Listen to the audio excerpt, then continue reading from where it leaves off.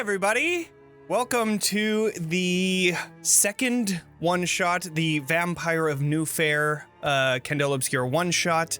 I'm Jonny, I'm the Light Keeper. We're going to go around the table and introduce ourselves, starting with Amber. Hi, everybody. I'm Amber, also known as the Space Jamber. I'm a 3-time Emmy-nominated TTRPG writer, editor, podcaster, and streamer. I am going to be joining you tonight as Meredith, who is our muscle. And if you know me, you know I don't ever play these kinds of roles, but let's do this. Hell yeah. And we're going to go to Allie. Hi, I'm Allie. Also, which one? Oh, right. Yeah. God. There's Allie and there's Allie. We need to. Hi, I'm Allie. I am also known as Game Goddess Alex on all social media platforms. I am also the main social media manager at Dice Drop Podcast now because we got rid of Evolution. So if you like me, it's Masterminds Chaos. Go over there. And I'm going to be playing Theodora Dinkum, who is the face. Love it. All right. Next up is the other Allie, Alejandra. Hi, my name's Alejandra. Like Jonny said, I am one half of Table Talk RPG. We're a TTRPG discussion podcast, and tonight I'm going to be joining you as Scarlett, the Slink. Love it. And finally, of course, Mariah. Hello, I am Mariah. I am the other half of the Table Talk RPG podcast. And tonight I am playing Lou, the Scholar. Awesome. So, let's do a few things. First off, thanking Roll20 for sponsoring the channel because we're not using Roll20 because they still don't have a Candela Obscura thing.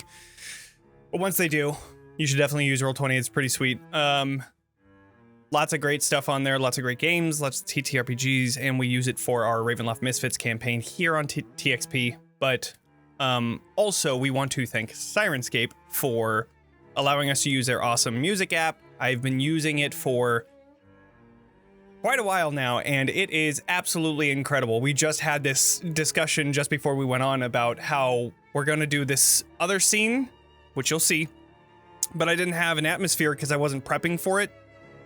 But I had something from a while ago, a year ago, that I can repurpose for this campaign. So it's really cool because you can make those different situations, and it's super easy to use. Check it out. There's going to be a link in the chat /episode description so that you can check it all out on your own. And if you get the Super Siren subscriber, the SS, you could also help us out, support the channel. Yeah, all that good stuff. So check it out or don't. It's up to you. Lastly, if you are watching the recording or if you're on the podcast, because I think I'm going to be uploading this. Yeah, fuck it. Why not? Like, subscribe, do all the things, give us a rating, share with your friends, do all that. But with that out of the way, let's go ahead and do our intro. Yeah. So,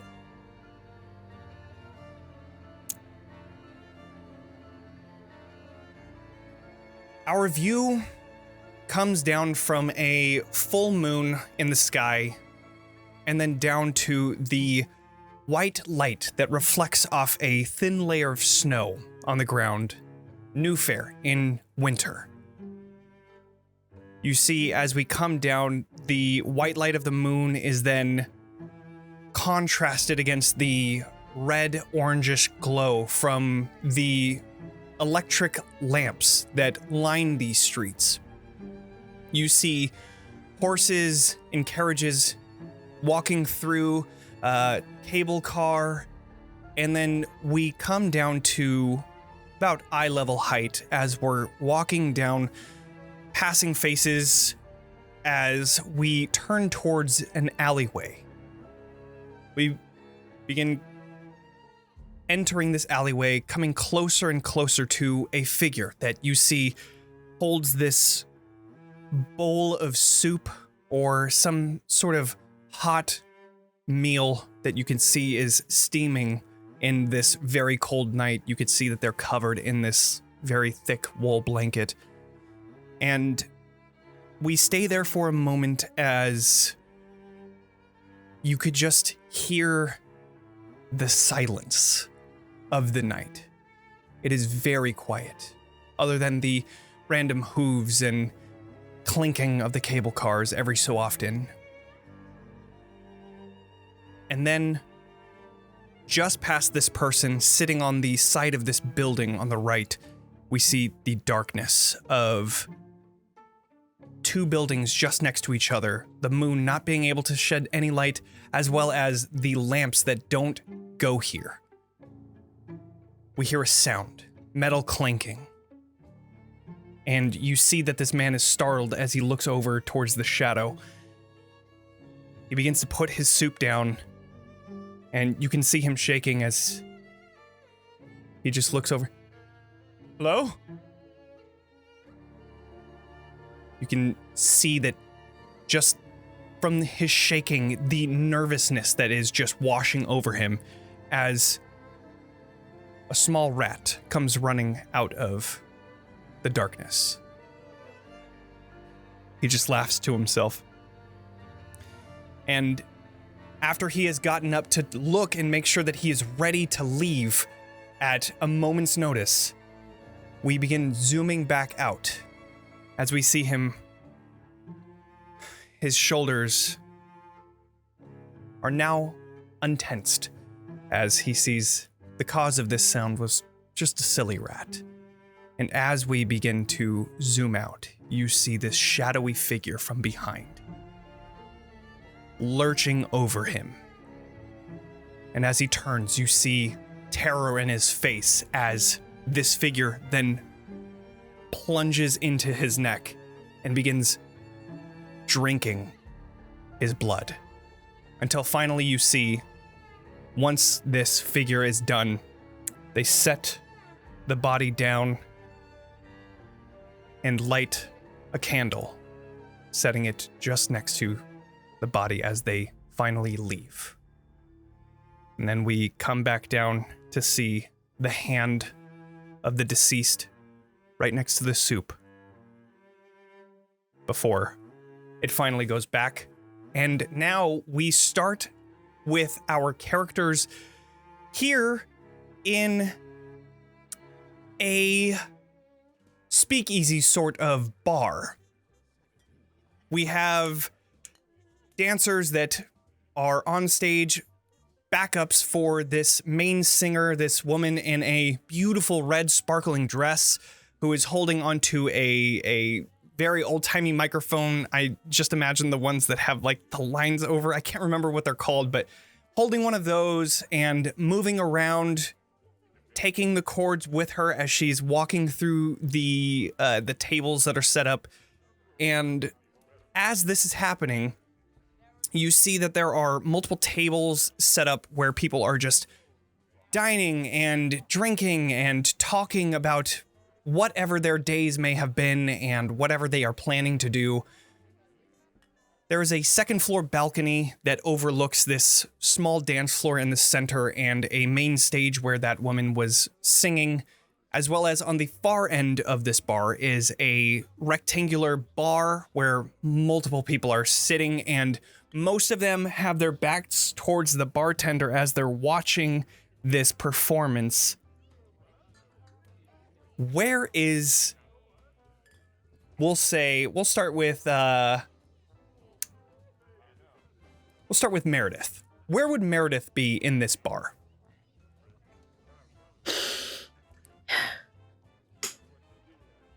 In this bar, Meredith is just in the middle of things to appear that, yeah, she's a presence, right? But she's not going to be the center of the attention. Absolutely not.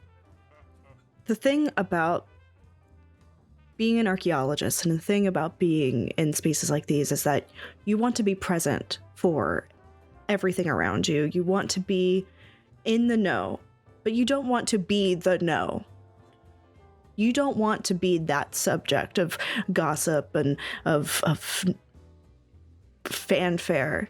So she's there at the bar, surrounded by everyone talking and chatting and but just listening. Trying to understand, trying to really get an ear for any kind of suspicious whisperings or any kind of suspicious anything. But in her hand is a nice tumbler glass like this one. Love it. Here, some ASMR for you. Awesome.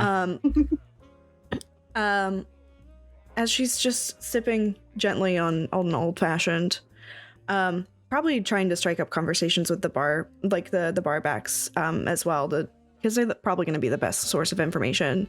Sure. Yeah. Yeah, and I believe, if I remember right, let's move on to Theodora, because I believe that is a connection to where you happen to be. Is that correct? Yeah, I'm around the bar right now. Right on.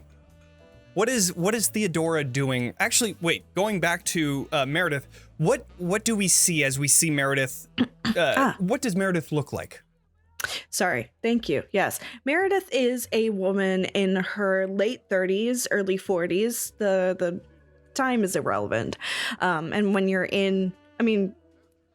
she feels like her time, her specific age is irrelevant, but of course age and time is something that is very near and dear to her profession. But she is about like 5'9", like of good tallish, average-ish height, but like very well built.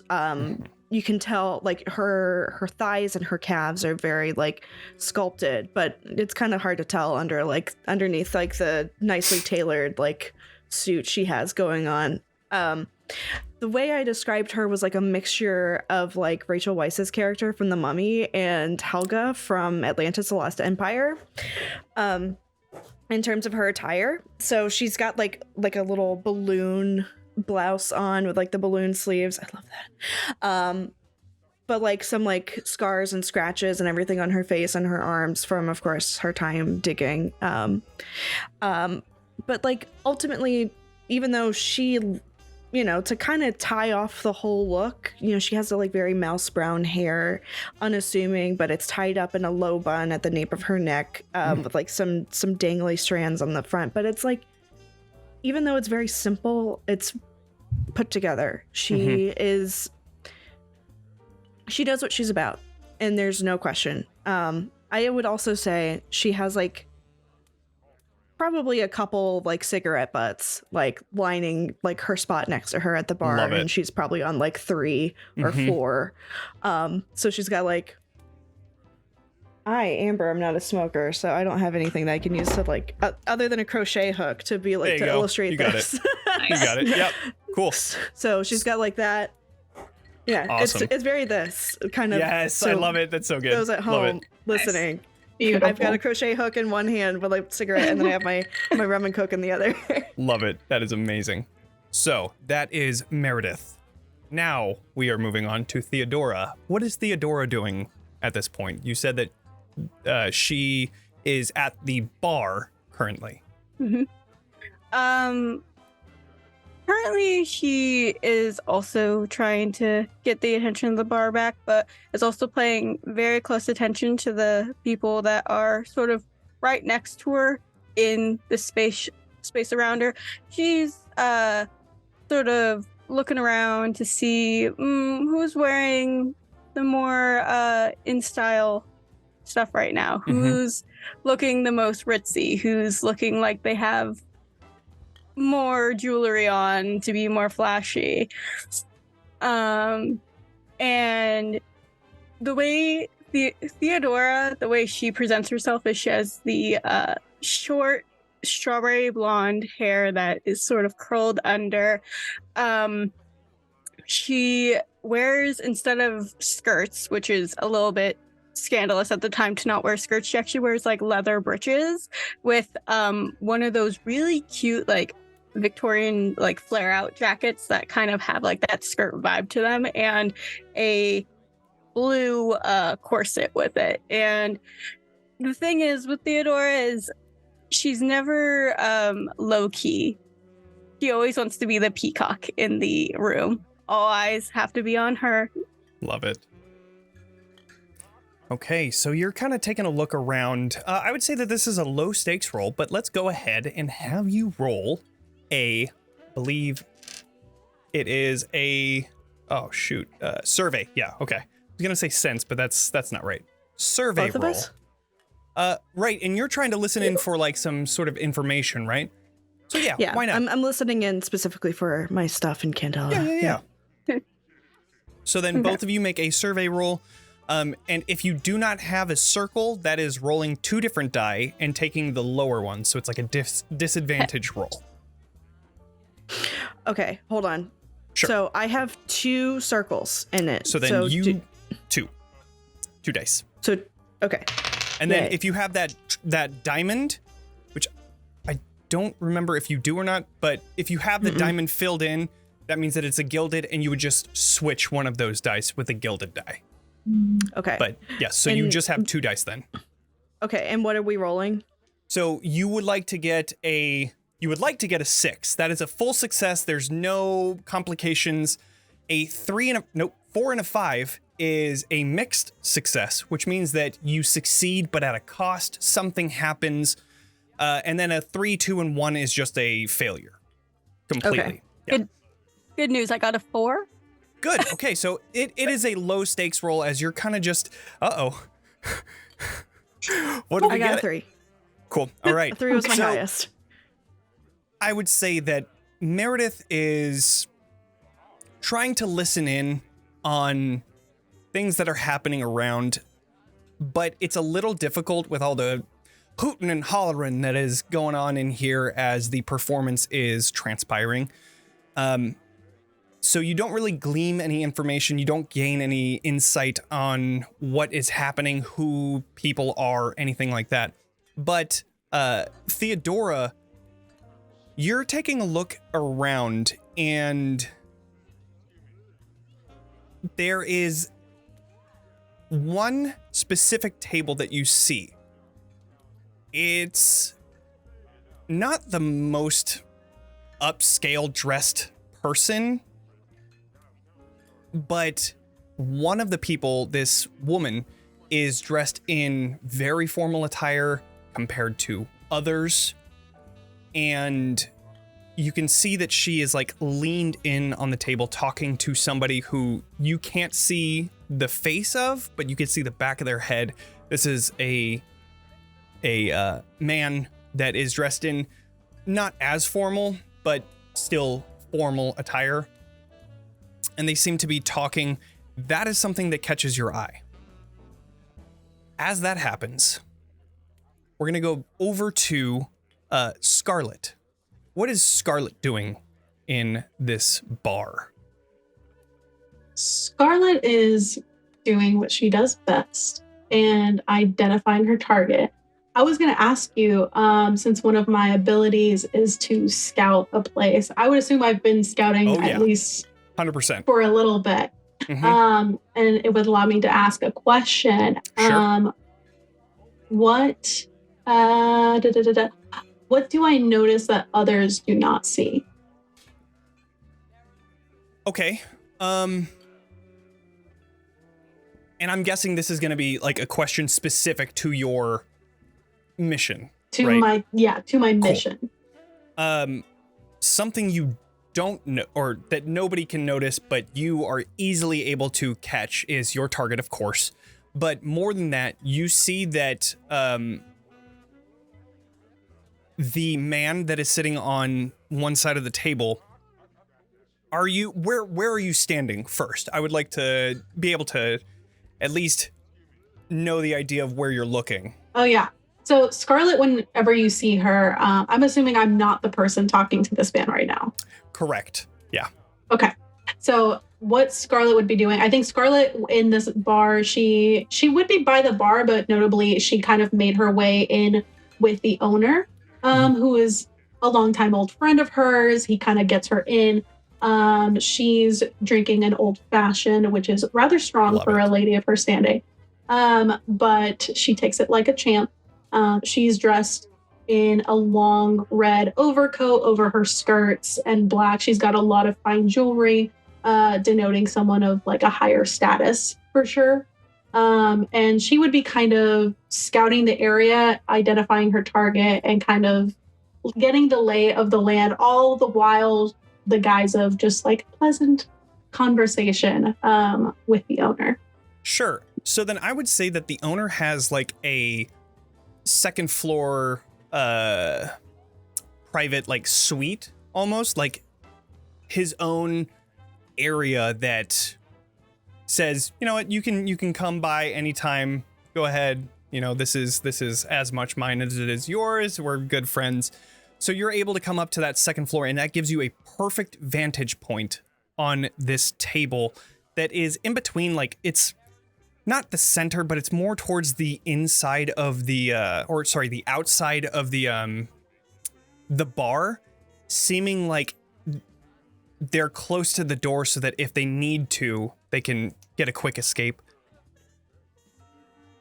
One of the things that you notice is the man that is sitting across from the very well-dressed woman is, you can see that he's pulling on his coat. And one of the noticeable things as well is most men would take their coat off when they're sitting.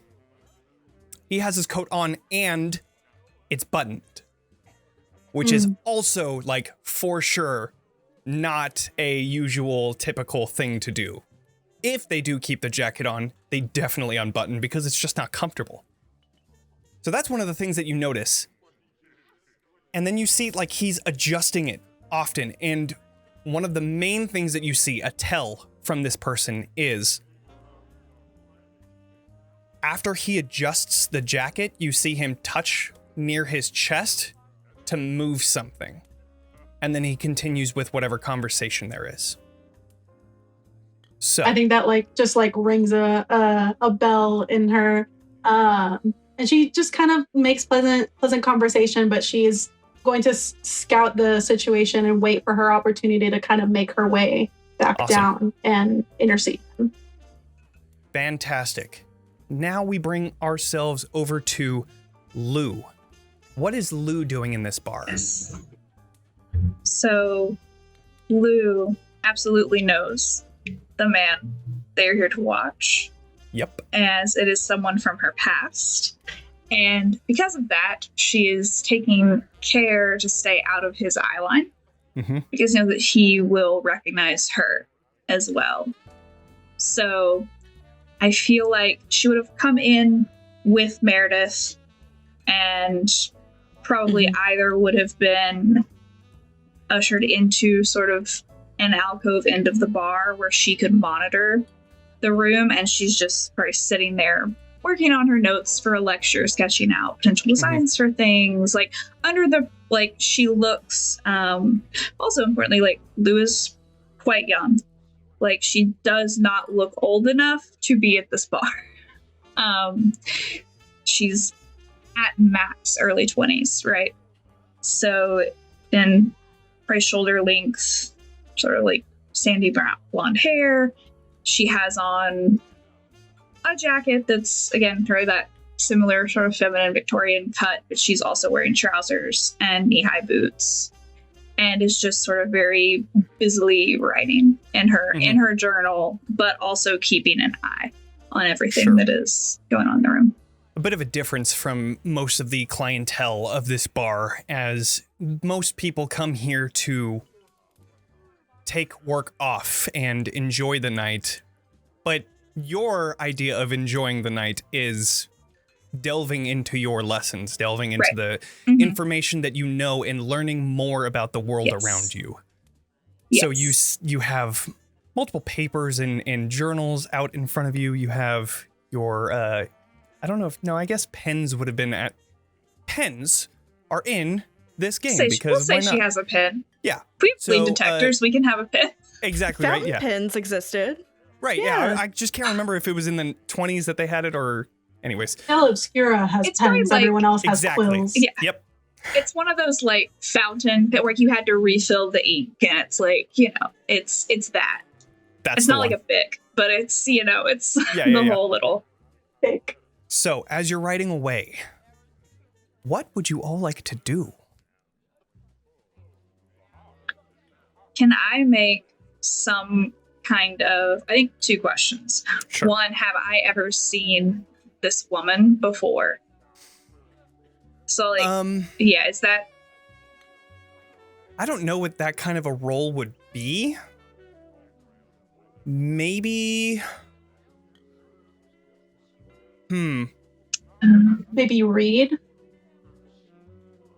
Read. Or Yeah, survey? I guess that could be. or focus, because focus is like Focus. expecting. Focus Focus is is remember. Yeah. So yeah, go ahead and do a focus roll. I'd say this is low stakes as well. So if you fail, there's not much Okay. that'll happen. That's a 6. 6. You have seen this woman before. And let me open up my notes because I want to make sure that I say the name right. This woman is one of the leaders of Eons. At least somebody that works behind the scenes and isn't really known to be the leader, but like if you're in, you know that she's the leader. It's kind of like that what is the word where it's like shadow puppeting of She's the Cabal.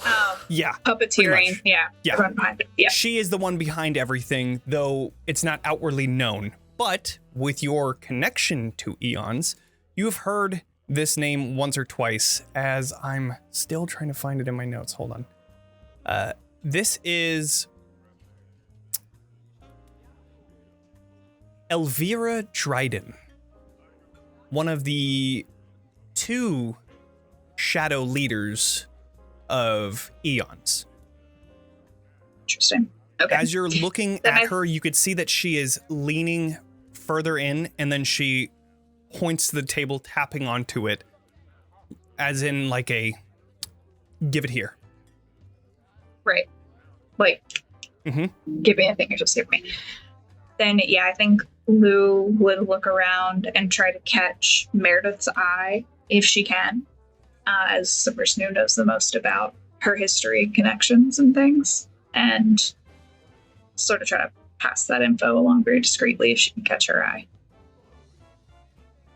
I think you can definitely catch my eye, like without an issue. And Like- yeah, I think she just very subtly nods you over. Yeah. We've probably been in enough events like this where we have like a certain look that we're just used to. We have like a little code or Yeah, something. you guys, Yeah. 100%. Allie, you look like you were going to say something?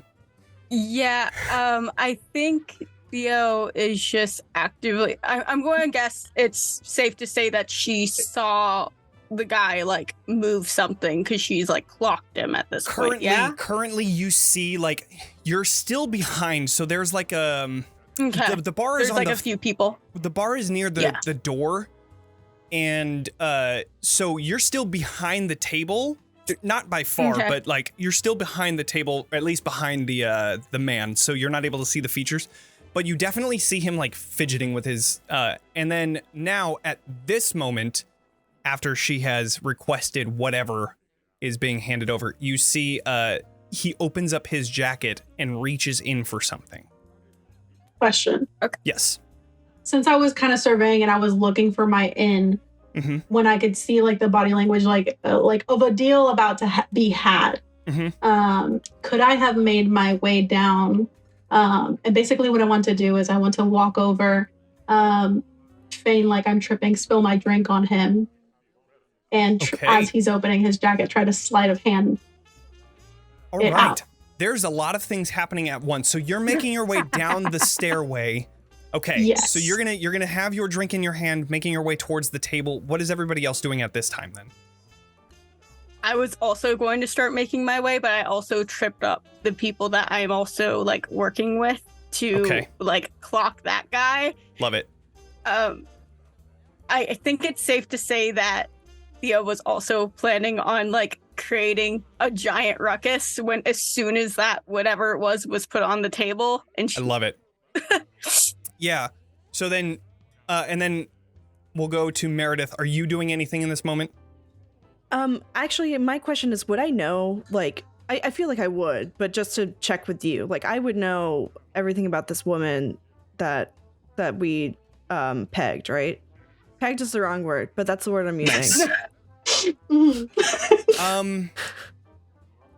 The right word. I would say you would maybe do a focus roll because you're not Okay. completely next to Lou, and like you could describe somebody, but that doesn't necessarily mean that you're gonna be like, that's the person that I know it is. So go ahead and do a focus roll and let me know what you get. And just to make sure that I did this right, so I have one circle in this, so I roll one die. Yep. Okay. And then just so you guys are remember, you can use that didn't sound good.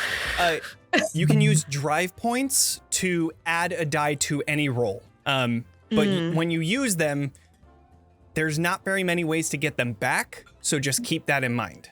And then if you fail a roll, you can also use a resistance to then re-roll, but you have to take that next result. But outside of that, what did you roll?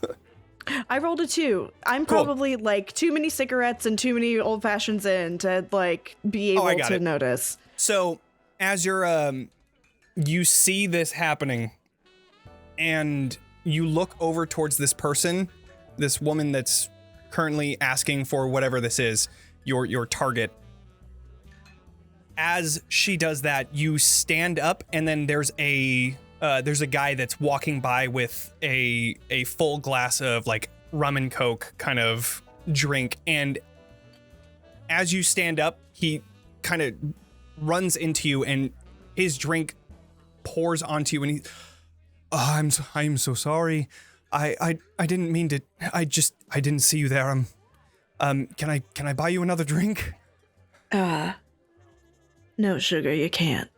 It's fine. We'll deal. But okay. I hope you have a good night. Okay. And then you see him like coming back to the bar and ordering another one.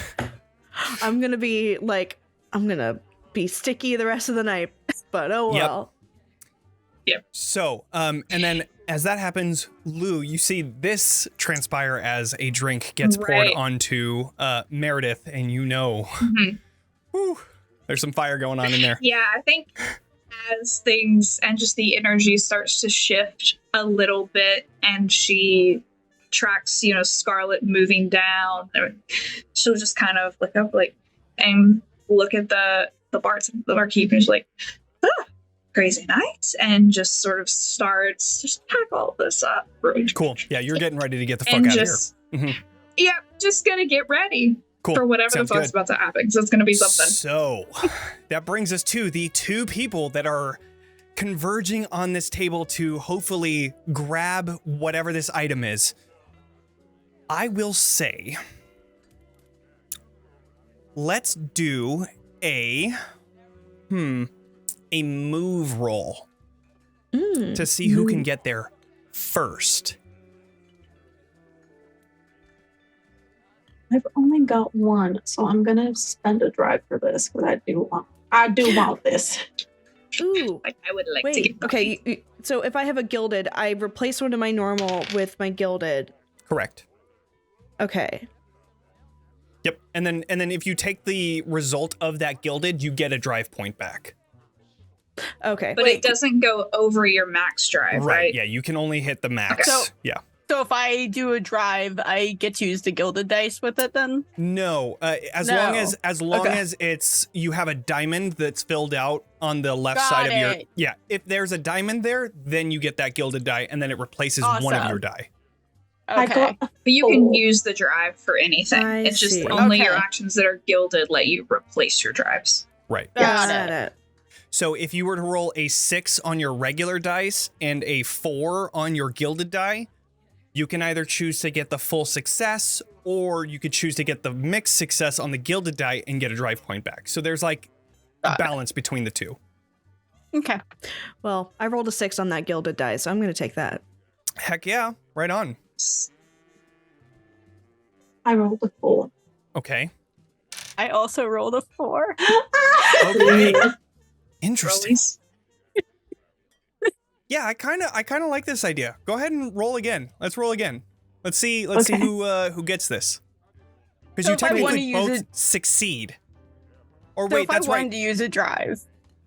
Yes. I would say at this point, now that you've gotten the same result, I would say Okay. Just roll one. no, just like roll whatever. No drives. Yeah. Just Got roll whatever your move. Your base states. Yeah, I'm the a dice Leo. base, I like yeah. winning. Mhm. I'm also a Leo. So was Allie. Love it. Allie and Allie. Oh my What did god, you get? where did the similarities end? I got a 5. I got 2. Ooh, okay. So then, as both of you are making your way towards this table, Meredith, I would say that since you're also walking this way, you see that Theodora, this random person, is going directly for that table. And you know that she is not a part of it. So after this guy spills his drink on you, he returns to the bar telling the bartender, hey, there's liquid on the ground, yada, yada, yada. But you are so zoned out of that, you see somebody that you don't know going for your target.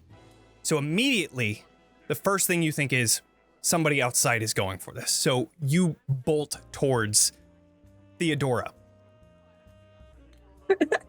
Terminator That mom. means I that knew Rudo Scarlett,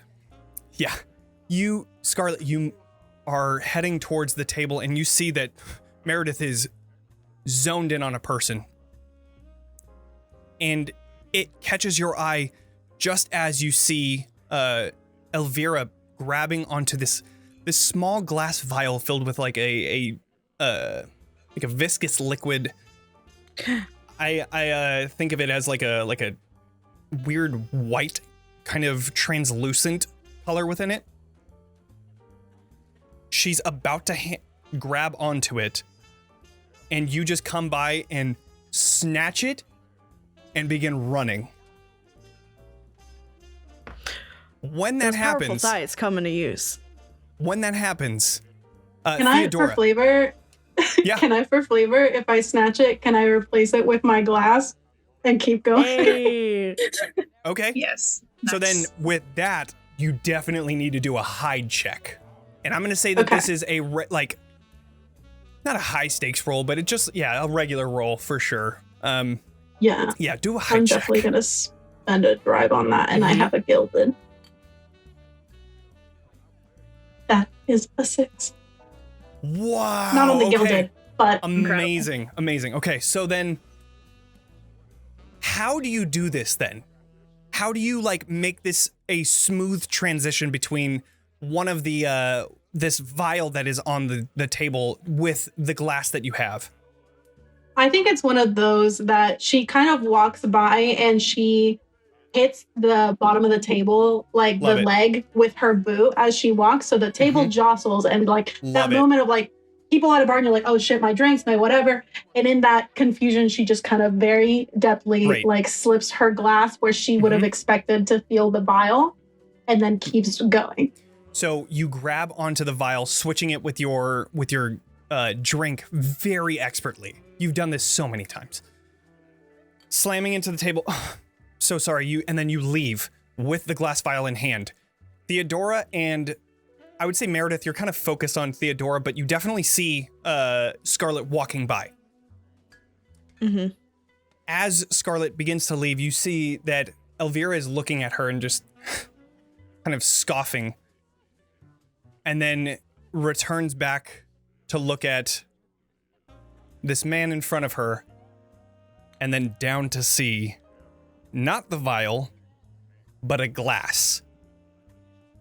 She immediately stands up, and you see that there are multiple people in this bar that also stand up in reaction to her standing. As she looks over and points towards Scarlett and says, "Get her!" And these people just start rushing towards Scarlett. They're just running towards them. So in this split-second moment, Lou, you finish packing up all your things, watching this go down. You put everything in your bag. You're ready to go. Scarlett, Meredith, you see Theodora right in front of you. What are you going to do when you catch up to Theodora? Me? Yeah. Because Okay, you had shit. seen Theodora going for the table and you had grabbed her, made sure that she didn't fuck this up. Yeah. Okay. I probably like pushed her just a little bit to give her that extra momentum to be like, fucking go. Yeah. And then along the way, I probably like snagged like another drink from somebody else. Love it. Yeah. Probably snagged another drink from somebody else. And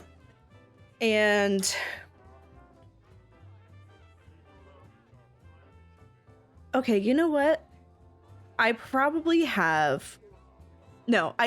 have some survival gear on me, like at all times. That's just kind of how it is. You never know when you're going to go on an excursion, right? So if let's just say, oh no, my rope from my survival gear got loose. Oh shoot. Oh darn.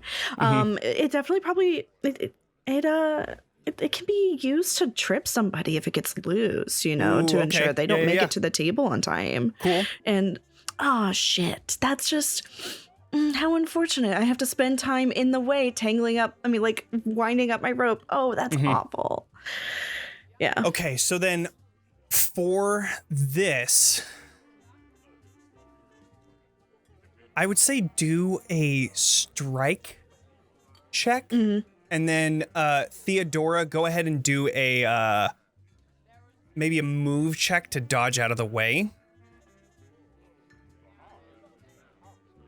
Let's fucking go. That's another 6. Whoa! I got double 4s. So Double 4s? 4. Okay. So you are, Meredith, you are able to take the rope out and trip Theodora, Theodora, you see this happening. You're able to just barely walk over it, but in doing so, you begin tripping over your feet, and you finally come to balance, and you see, Meredith, after this, are you going? What are you doing? Are you following Scarlett out of the bar? Oh, yeah, absolutely following Scarlett. Okay. What's up? Oh, because Go ahead. Because like I had Lou sort of like very calmly sort of normally pack up her stuff. I think after she knew that shit was about to go down, she would just pack up and go outside, like, Cool. and just very calmly, normally person leaving an establishment, nothing weird here. Of course, yeah. Go wait outside and look for Scarlett, Cool. like as soon as she can. Sure. So she's out of the way and no one's going to recognize her because she knows there's a lot of Eon's people in here. Right. You see a lot of these people that had stood up are running out and past you. And Meredith, you're catching up with Lou as you two exit the bar. And Theodora, you see that the person that just tripped you for absolutely zero reason, she's going outside too. What the fuck? So, Theodora, are you following? Yeah, of course. Of course. Also, is did the rope get so untangled that like it was off the person, or were you able to just get it back? Meredith, Amber, you were saying that you were just gonna tie it back up. Oh, so sorry. And like you're Okay. as you're like kind of walking. Okay, so yes, the rope was then like wrapped back up. So Yeah, I'm following. the three of you make your way out.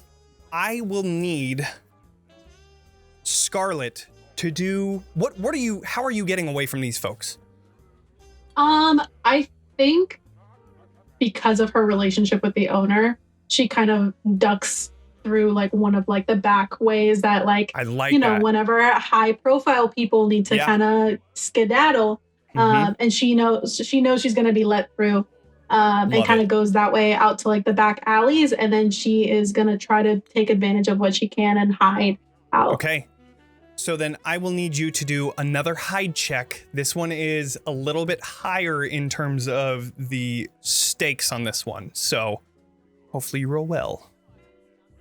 I'm gonna spend another drive because that's intense. Sure. So okay, it's and then 2, just so you guys and then know, one you can field also goal. aid in this game. You can give one of your drive points of the same. So you would give a cunning drive point. And I believe, you guys did the Forge and Fire, I think? Yeah, we did. Cool. So then if you fail, you would then get that drive point back for both of you. So Forge you and can Fire was aid. what again? If you aid somebody and they fail, and you both used a drive point on the action, then you both get the drive point back in whatever, Ooh, like okay. nerve, cunning, or intuition. So if you use a drive and somebody helps, I'm using a drive. So if someone wants to give me a drive. Because I think we have to be in the same scene. But if Lou could have slipped around to that back alley where Scarlett was probably going to be coming out, then I'll give you a drive to help hide. Just say you she's guys had kind of talked already about it scouted beforehand. out. So I rolled 2 she drives. scouted out like a weird little place. So then Scarlett, you would have one from Lou aiding you. You would have one from your drive point, and then you would have your 2 because you're a slink. So you would be rolling 4, and one of them, I believe, is a gilded die.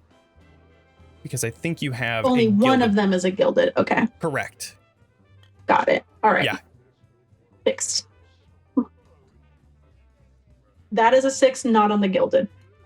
Right on. Oh, also, if you rolled multiple 6s, that is a critical success, just so you know. No, I have a 6, a 4, a 1, and a 3. Awesome. So that is a full success. You are able to rush out of the door, and you just see the door slamming behind you as a bunch of people rush out of this bar. You hear crunching as their boots slam into the ground covered in snow as they're looking around trying to figure out where the fuck you went, as you just went right around. There's this small little entryway that is very easily used by you, very hard to notice. You see Lou is just kind of sitting on the side there, just looking around, and you see these people looking around. You, go that way. We're to go here. And they just begin to split away. Meredith and Theodora. Meredith, you see them all splitting out, and you know where Scarlett and Lou are. They're around the corner. Yeah. Theodora, you're able to catch up to Meredith as you see she comes out and begins making her, looking around and then going around the corner of this bar. What will you do? No, we would say I'm pretty used to this bar and this area because this is just where me and my team normally are, just doing shenanigans. Would it be out of pocket to say that I know secret shortcuts and passages that people just often don't know about? Let's say do a focus roll. Why not? or a no, actually do a retcon survey roll.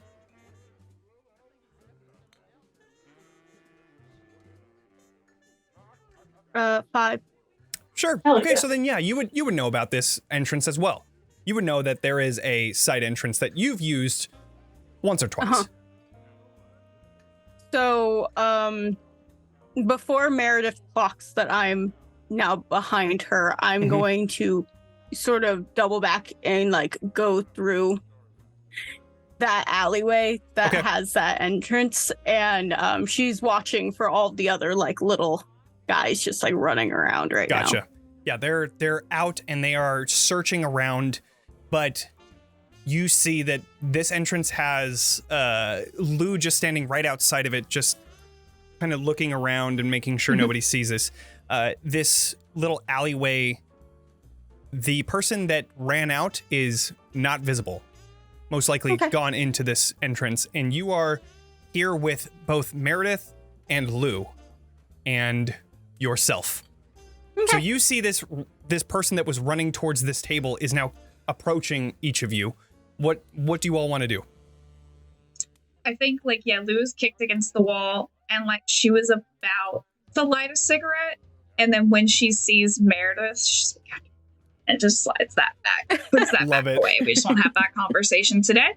And then when Theodora just burst through the back door, like, oh, hello. Sugar? You were at the bar. I was, yes. And How how you can doing? we You help had- you? Oh, you're here too. You tripped me. That was really rude. That was quite rude, actually. That I didn't mean that on purpose, darling. That was entirely my mistake. You saw how hectic and how everything was going on, and the guy spilled his drink on my shirt. I apologize, sweetie. No problem. It got really chaotic really fast. Mhm. What were those weird guys in there? Hmm? The ones that were doing that weird deal, and then like suddenly the thing was like gone. I don't know. It was, and then everything got wild. It was crazy. It was. And looks to Meredith, like wondering how much this person has seen. I assume I don't Meredith know. was just looking at Theodora like that. Just like, Well, Did you see Well, them by chance? When happened in the deal? Did you see the item that they were trying to change hands? I Pretty saw sure you did. me. No, Theodora. Yeah, Theodora. Theodora. I'm pretty sure I keep Theodora wanting to say did see it. Theodosia. I know. That's what I was. Theodosia cat. Yep. it was some unsightly liquid that was in like a little tube. Yeah. Why is everyone going crazy over that? Just That's a good curious. question. They were You also see, not Zydrate very comes sure. in a little. Zydrate comes in a little glass vial.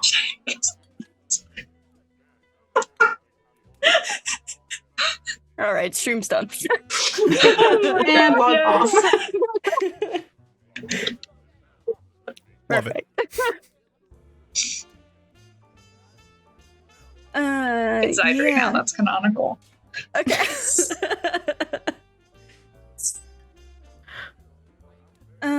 But just humor me. I just didn't know, and everyone started going crazy. And this is my little area that I like to be around. Yeah.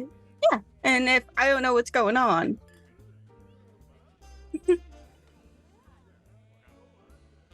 Meredith, being the veteran member of Candela Obscura, you know that when somebody sees something, that is not good for Candela. No. Usually. Especially knowing that there is some other thing happening outside of just a simple vial. There was more to this. There was people involved. It was covert. Person looked like they were very important, and they had seen this very important person's face. A lot of the times, very often, Candela will bring this person to a private location to recap or understand exactly what they think happened in order to make sure either if they're a liability, and in some cases, a advantage for Candela. So the fact that Theodora has just seen this entire operation unfold, you might want to bring her back to your Lightkeeper. Theodora is just like, this is getting awkward, actually. So, what she wants to do is brush up against Meredith, sort of attempt to pickpocket anything she has on her and walk away. I Interesting. would Okay. love to grab her arm as she attempts to pickpocket. Is there like an opposed roll that we would do? So Where are we I would rolling? say move roll or strike or move. Let's go. Yeah, let's do strike. I think that fits better. Okay. For Meredith, and then for Theodora, we're gonna do a hide roll. Okay. I have a the diamond is gilded. Correct. Mm-hmm. Awesome. I'm gonna, yay.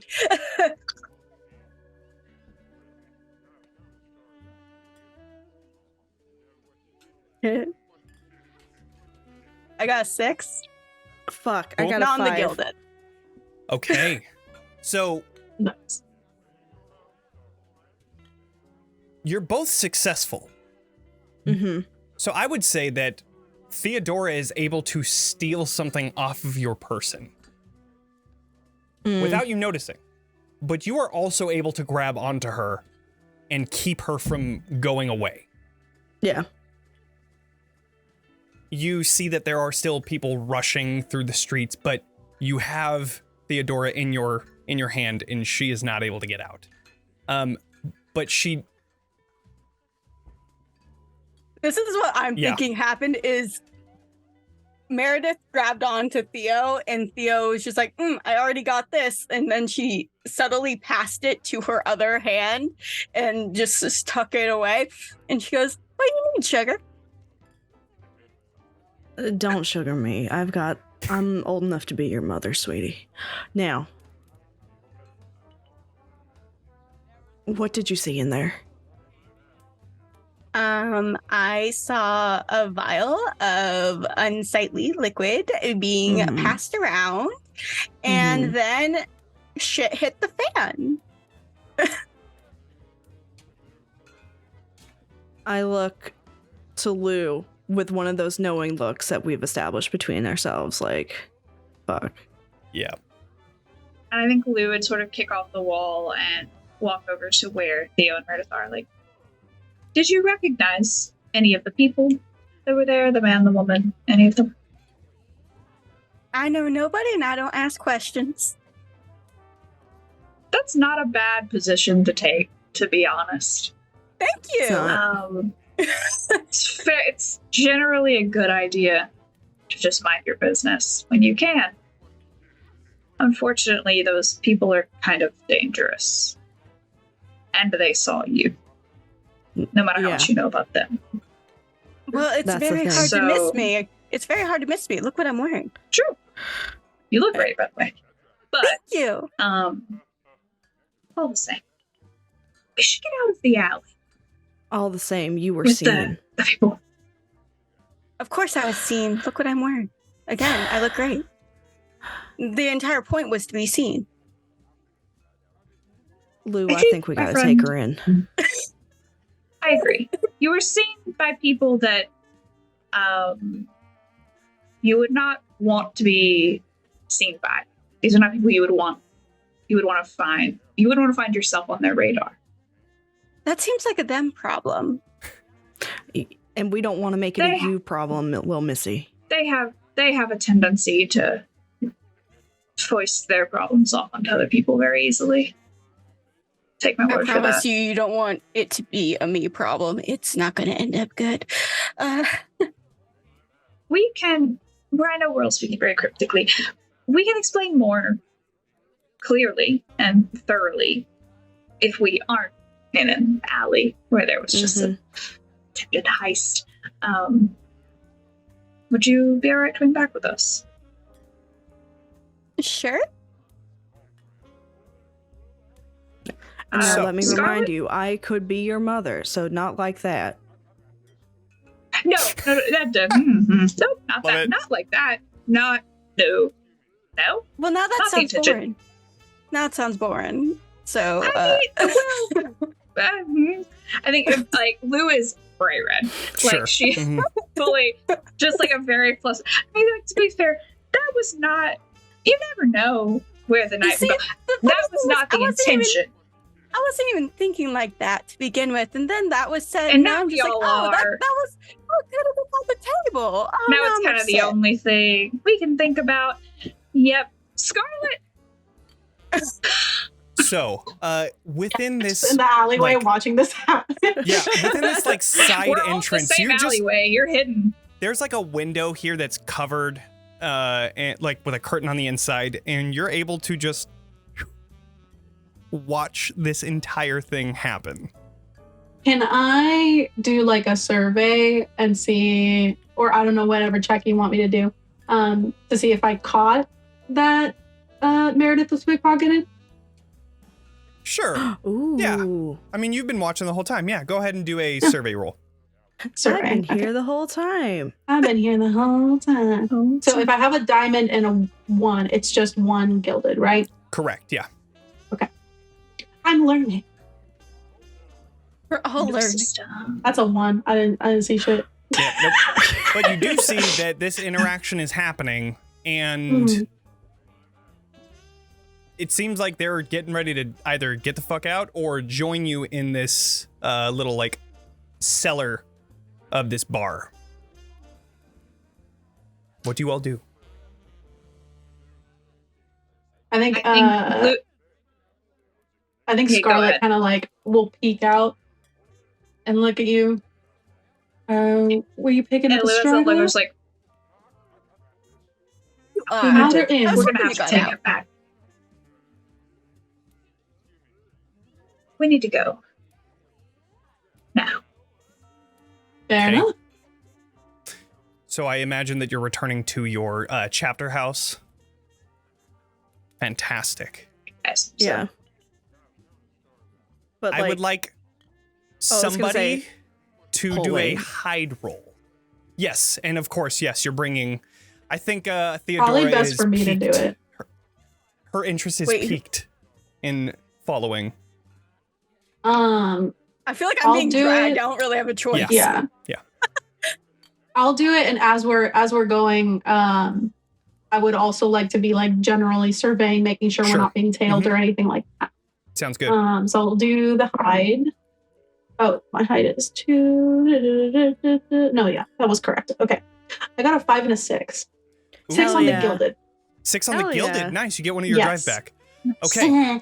Yes. So, you all begin to wind through the alleyways that Scarlett just knows like the back of her hand, making your way over to,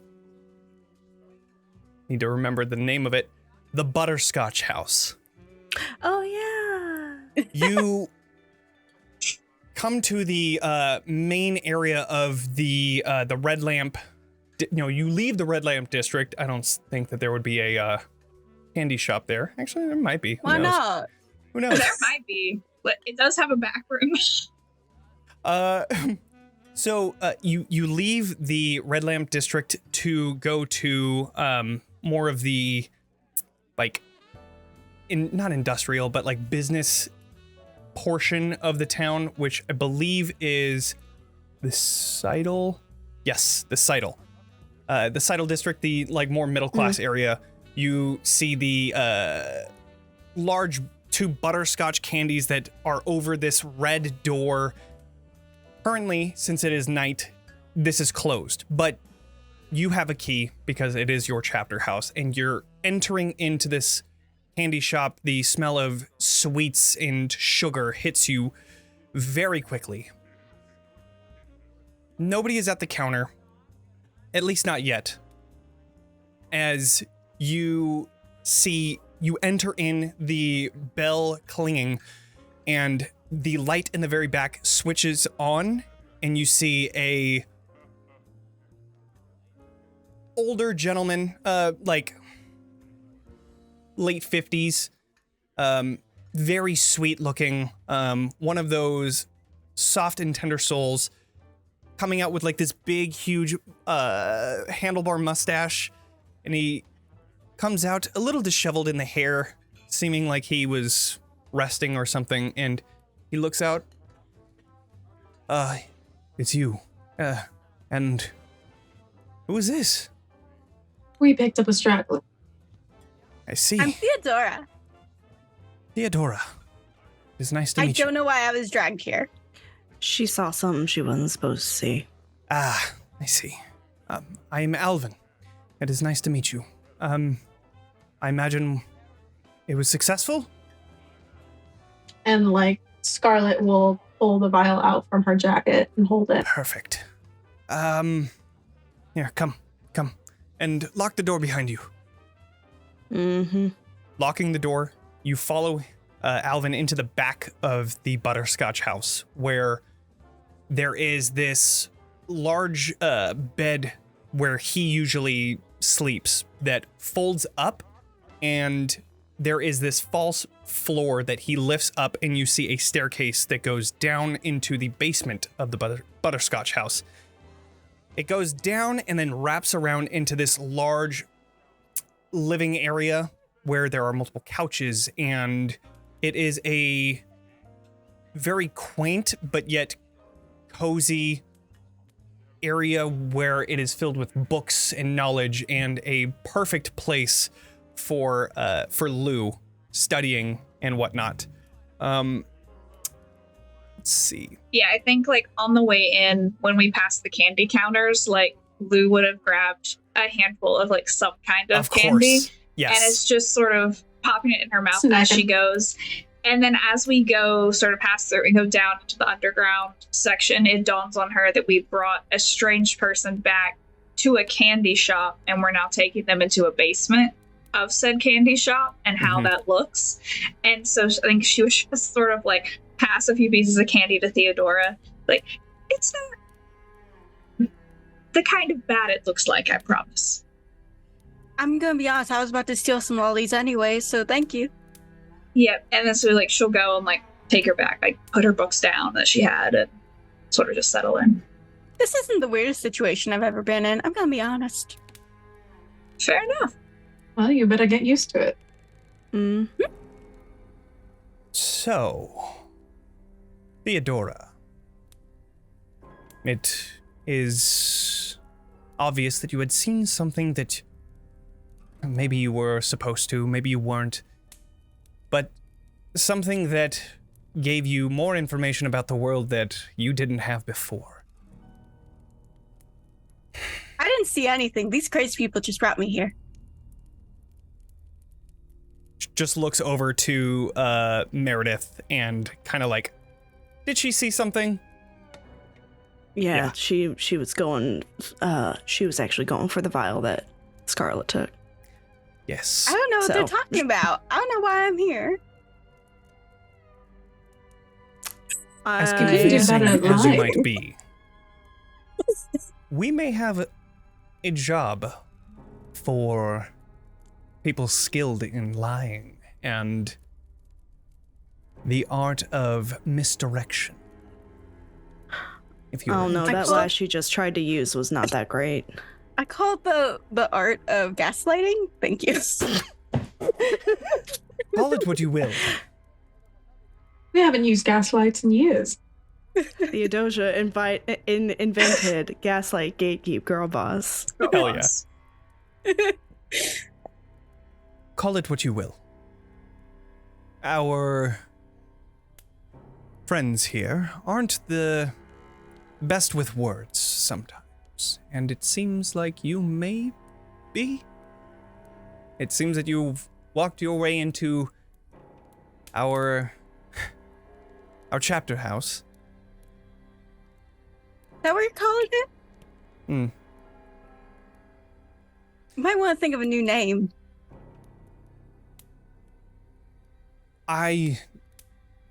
Just turning to now the Candela Obscura current members,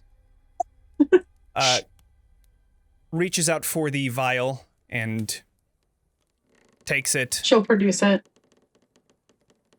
puts it in his coat pocket.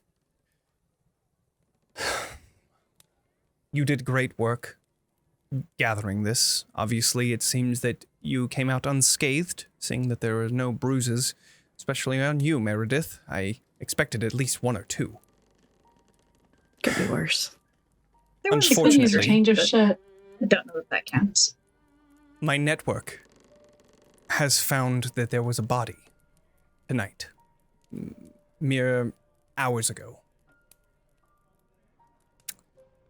And I know that I've already asked you to do an assignment, and at this point you are done. Unless you are still hoping to help the people of Newfaire. And if that is the case, I will give you the assignment. Anyone we know? I don't believe so. Seem to have been a person that wasn't the most well-connected. Where was the body? Wasn't the most. Here. And he turns around to go to a small table, like side table, where you see files of assignments that have already been completed and needing to be filed. But he looks through them, grabbing one folder, handing it over to, let's see, who would be like the de facto leader of this? Is there one? He just hands it out into the middle. Maybe it would be either me or Meredith, but Meredith has seniority, definitely. Cool. Hands it to Meredith then. Yeah, and Lou immediately goes to look over Meredith's shoulder. You open up the file to see what this is. And you see that this is explaining a body that was found in an alleyway of a man that was houseless and seemed to have been a victim of some sort of murder or at least attack. And it is located within the Shriveline district, which is not too far. It's like a quarter mile, half a mile-ish, depending on which location within the Shriveline. But he hands it over and he says, "This was brought to me by this information through my network of folks in the area. The only thing that really stood out was the fact that there was no blood in the body. There was nothing around. He was dead with pierce wounds in his neck, and we're not sure as what happened, so I am hoping that you could follow this lead, find whatever information, find whatever monster or person did this, and hopefully help the people of Newfaire." Since we are like in our chapter house where Lou has all of her research and her tomes and everything, can I make a roll to see, knowing that like the body was like sanguinated and that it was, the only really wounds were the bite and the neck, what that might be, or if I've seen anything or read anything like that before? Go ahead and do a, that would be a focus roll, I would say, to kind of remember / like analyze the information that was given to you. Would you call it high stakes or no? No, I think it's just a normal roll. Okay. Then I won't. I'll save my drive just in case things get sketchy. A 5. A 5. You begin looking through some of the books that you have at that moment. And as you take one of the books down, you set it onto the table, and there is a drink nearby that unfortunately pours onto it, but you're able to get most of the water off as you're flipping through, and you find information about stories that you may have heard about vampires. Something along those lines, pierce wounds in the neck, blood exsanguinated. They drink blood. There's pierce wounds in the neck, probably from a bite. It's weird, though, because this is more folklore than it is real life. Right. Outside of, the monsters that you've seen before out and about. This is a lot more real. Lou's books and stuff it's an odd collection because like there is a bit of that is stuff that she's documented in her journals and like things she's got from Candela Obscura or from her uncle and things. And then it also bleeds into mythology and fantasy and storybooks almost, and where those lines are is very gray in this world. And so yeah, this is more on the fiction side than anything she has seen, but I think she will turn to Meredith. Like, have you ever encountered a vampire of any sort, or anything like it? Actually, that plays right into an ability I have, called Field Experience. You've traveled the world and been in many dangerous positions before. Once per assignment, describe to the group how a previous adventure is similar to your current situation and refresh one nerve for everyone in your circle. Oh, wow. So, heck yeah. has anyone used any nerve? Because I could like hold off on like activating this ability for later, and just prattle now. I haven't used any nerve. No, I did use a nerve. I used one. As far as drive? Right. Yeah. Oh, my character sheet says nerve, so I guess this was before it was copy edited. So I think I'll hold off from like activating the power, but maybe use it later. But now we know it's in our pocket. Mm-hmm. So then, and now I have a. So go ahead. Sorry. You know, it's really interesting how similar this is to some of the things we found in Newfaire, you know, in the ruins and the wreckage from down below, right? Seeing how, you know, what's hidden always comes to the surface sometimes. And when we were doing some digs, some research, I mean, there were definitely some bodies and there were definitely some, I don't want to say mummies. It's not quite right. But they died under, I mean, there were similar bodies that we found that had these puncture wounds on their neck. But we weren't quite able to figure out exactly how it is that they died, you know? I mean, they'd been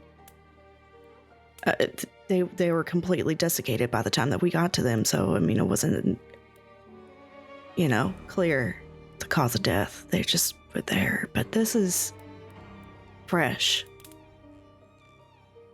I wonder if whatever's down there found its way up to the surface. Scarlett kind of leans over to Theodora. By the way, monsters are real. Best to get that out of the way before we get them. You know, this all seems like a you guys problem, and I'm gonna go. It's your problem now, sweetheart. It's a you problem now, sweetheart. It is a you problem now. This is Candela Obscura, and whether you like it or not, you are either a member or you are an enemy, and we don't want the enemy part. Welcome to the light. You've seen it now. You see him pulling out a pin and of like this circle, the symbol of Candela Obscura, that he hands over. We would like to see how you do with this. Please, indulge us. You know, the people she like very softly takes it. This seems like a fun Fantastic. little club. So, Okay. you can follow one of my network members, and they can show you where this body is. Just follow them to the Shrive line and get to work. Weak stomach? I don't know. How do I get out of this? Do I do a sick note? You don't. You can. Okay. Good luck, everyone. Think of it like a formal job offer that's already been accepted. So, we're actually given Do I the get option paid? to not accept it.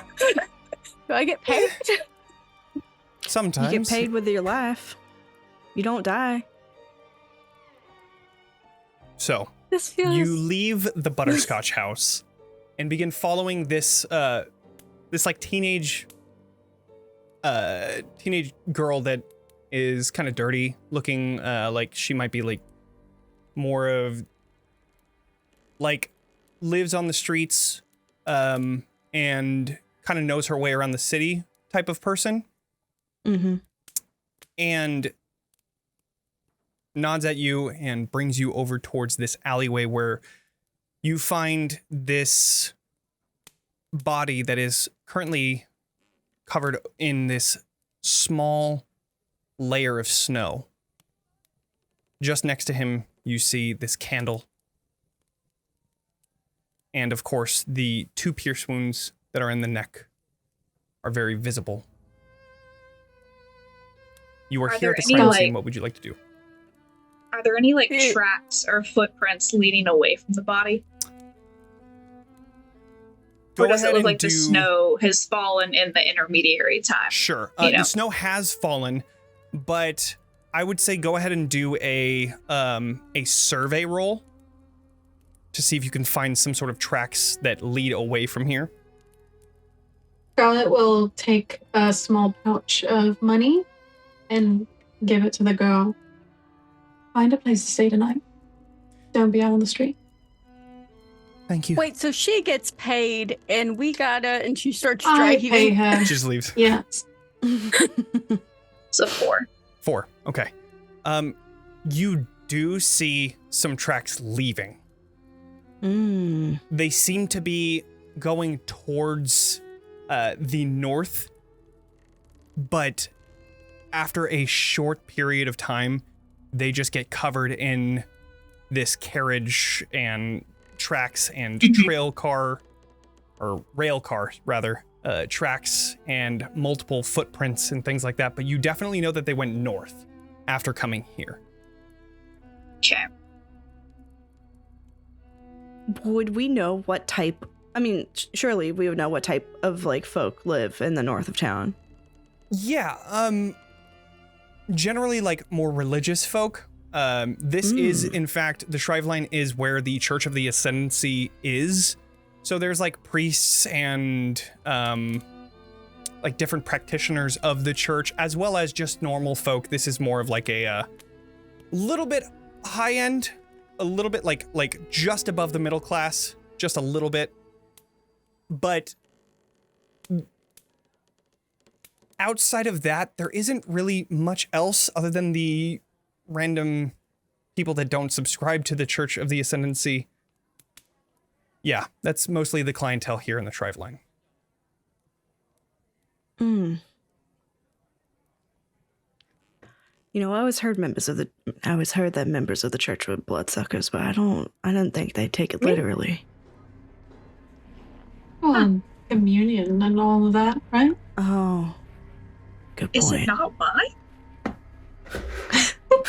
Typically. I was never been religious. I thought it was wine. No, not going now. Huh? That ship is long sailed. Okay. So, Can I do a general survey of the area and see, or actually, how long are we gonna spend out here? up to you. Do I have time to scout it out? Yeah. Okay. And that takes 5 minutes, I think? I don't see a time frame. It says if you have time to observe a location, you can spend 1 intuition to ask a question. Sure. Yeah, I'd say you have time.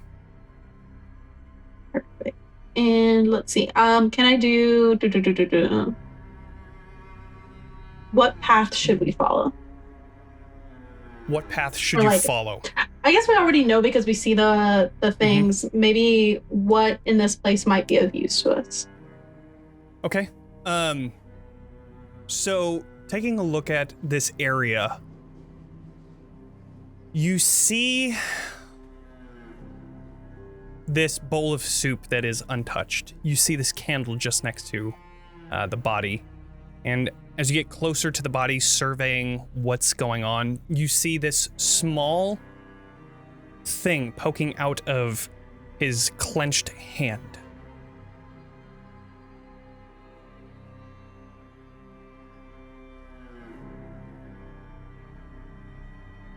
That is what you see. Okay. I will go and I will, I guess, kneel and gently pry the hand open, thinking that I have gloves on. Go ahead and do a... We'll do a Sleight of control. hand. Control. Yeah. Okay. Yeah, finesse as you're trying to like open up the hands and grab whatever is in here. Okay. I only got one. Oh, what's this? The candle's not lit, is it? No, not anymore.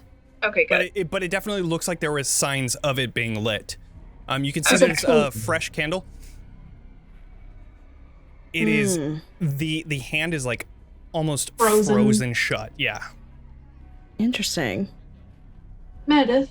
So you can make like a strike move if you'd like to just like break the hand, but No, I think she's a little too delicate for that. Meredith. got it. A little help, please. You want me to break this dead man's hand?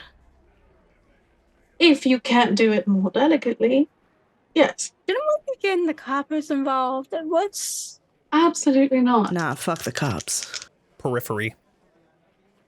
Periphery. But cops, yeah.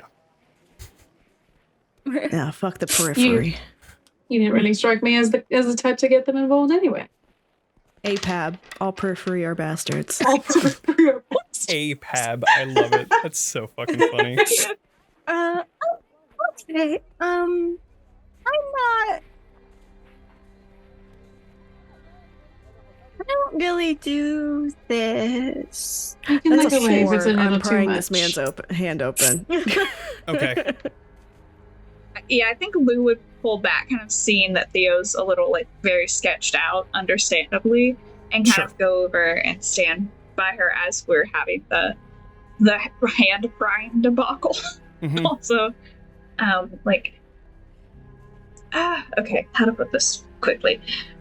So, Scarlett was correct in saying monsters are real, and Okay. there are organizations like Candela Obscura that interact with or research this side of reality for a variety of purposes.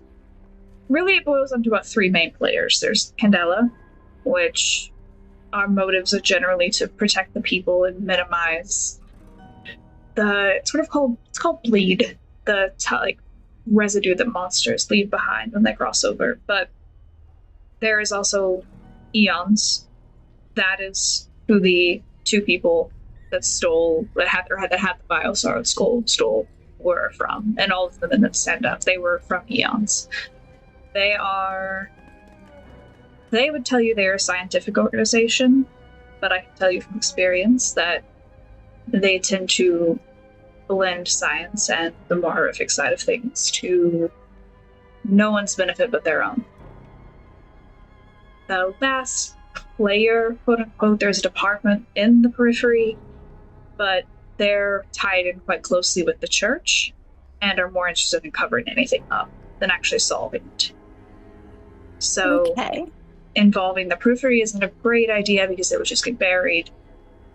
Involving Eons is out of the question because it would just give them more power and sort of leaves us. Like, I know this is a lot. And y'all just decided to take this on. And at that, you hear this as that is when Hmm. Meredith cracks this hand open. It sounds like a walnut. As you do, Yep.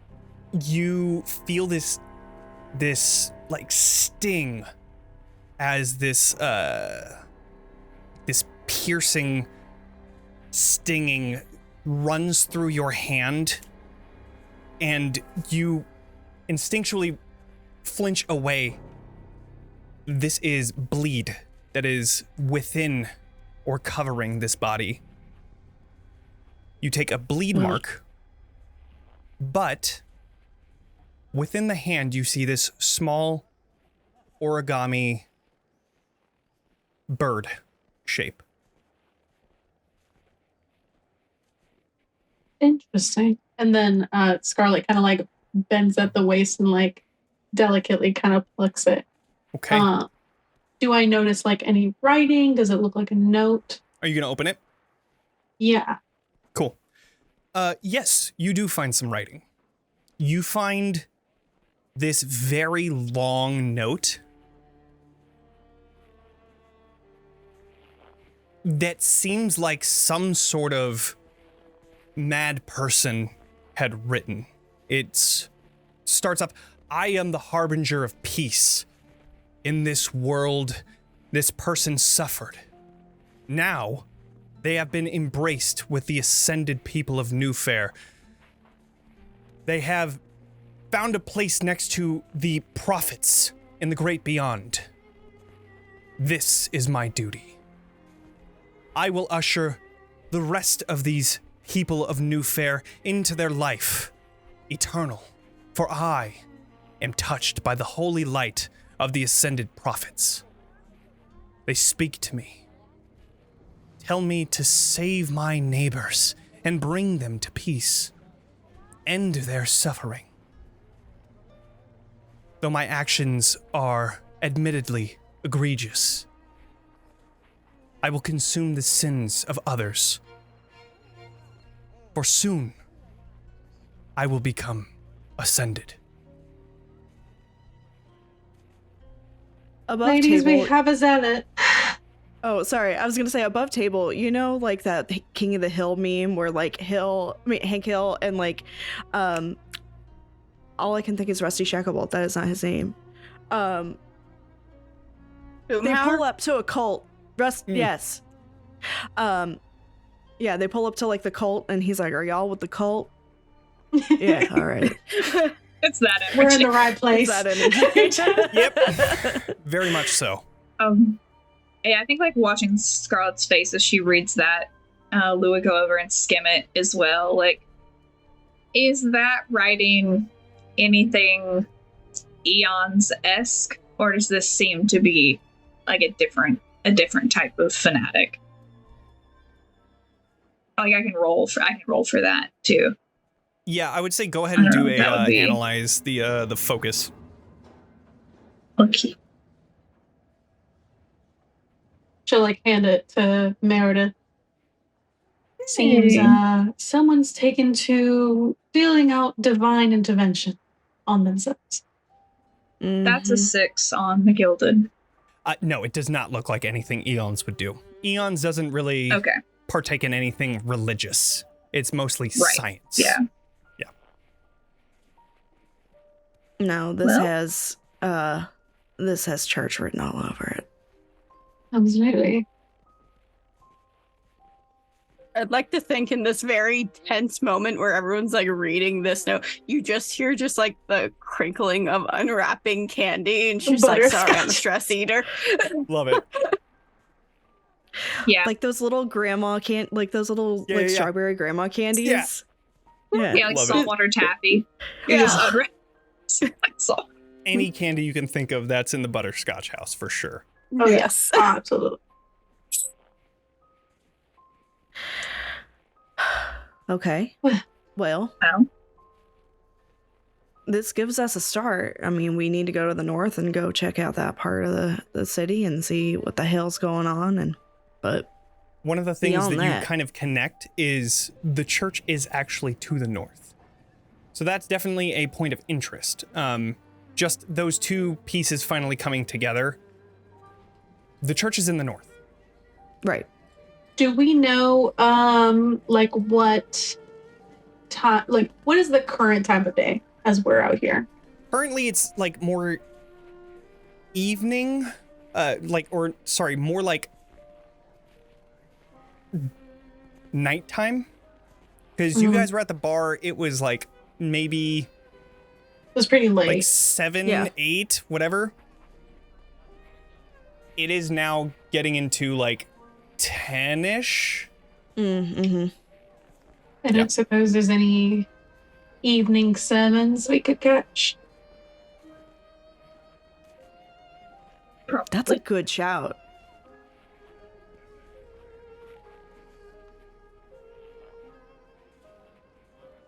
So do you go to the church? Wait. Heading on over? Oh, I thought you were asking Jonny. Is there an evening sermon that we can catch? Possibly. Mhm. Yeah, you'd have to go and find out. So if you guys want to go to the church, we can do that. It's a good place to start. Hey. Yeah. Hey, Jonny. Yes. What's up? Can I know a guy at the church? Your ass Sure. goes to church? Yeah, I like that. Okay. She's like, I'm a born again.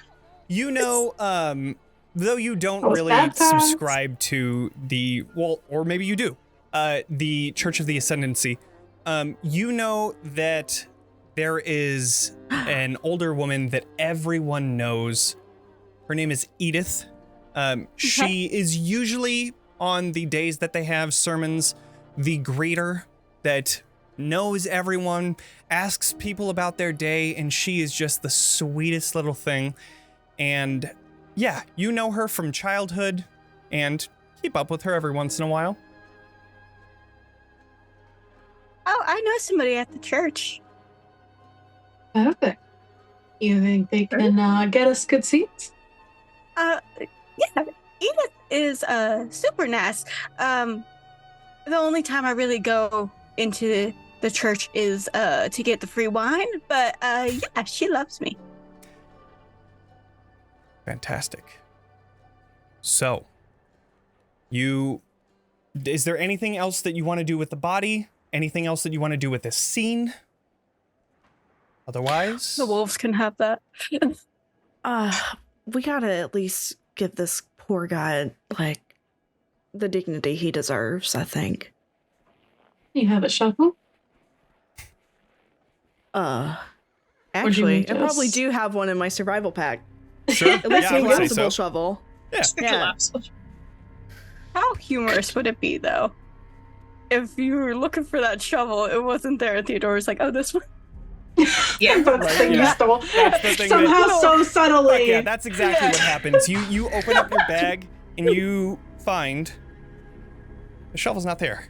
What the fuck? It's usually, actually no, I would say it's probably on the outside because that's a lot easier for Yeah. you to grab. Mhm. So it just like out of nowhere, it's not fucking there.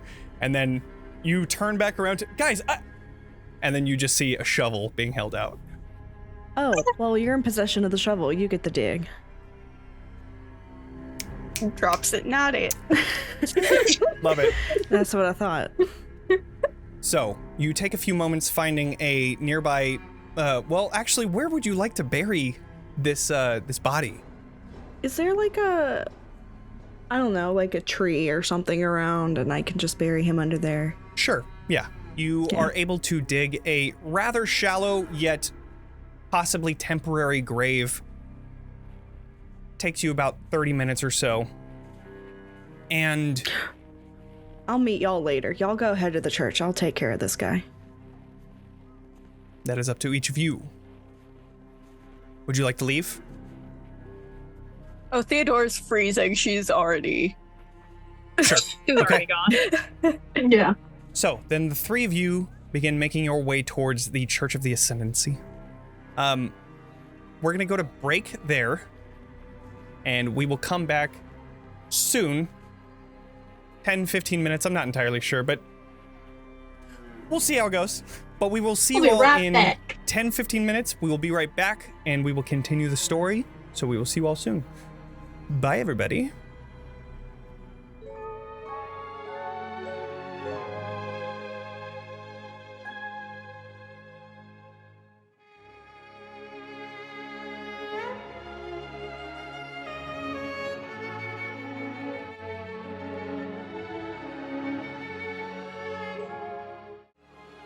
Welcome back, everyone. I don't know how long that break was, but we're back. Yeah. So, and we're back into the story. Last, before we went to the break, we had Meredith digging a shallow grave for this body that they had found, and the rest of the party going to, or the circle rather, going to the Church of the Ascendancy. In this lightly snowy city, you hear of rail car go by as you begin walking towards the Church of the Ascendancy. Outside of this church, you are able to see that they are currently, the lights are on, the candle lights that they usually have are on, but there are people outside that are beginning to disperse. It seemed that there was some sort of an event here at the Church of the Ascendancy.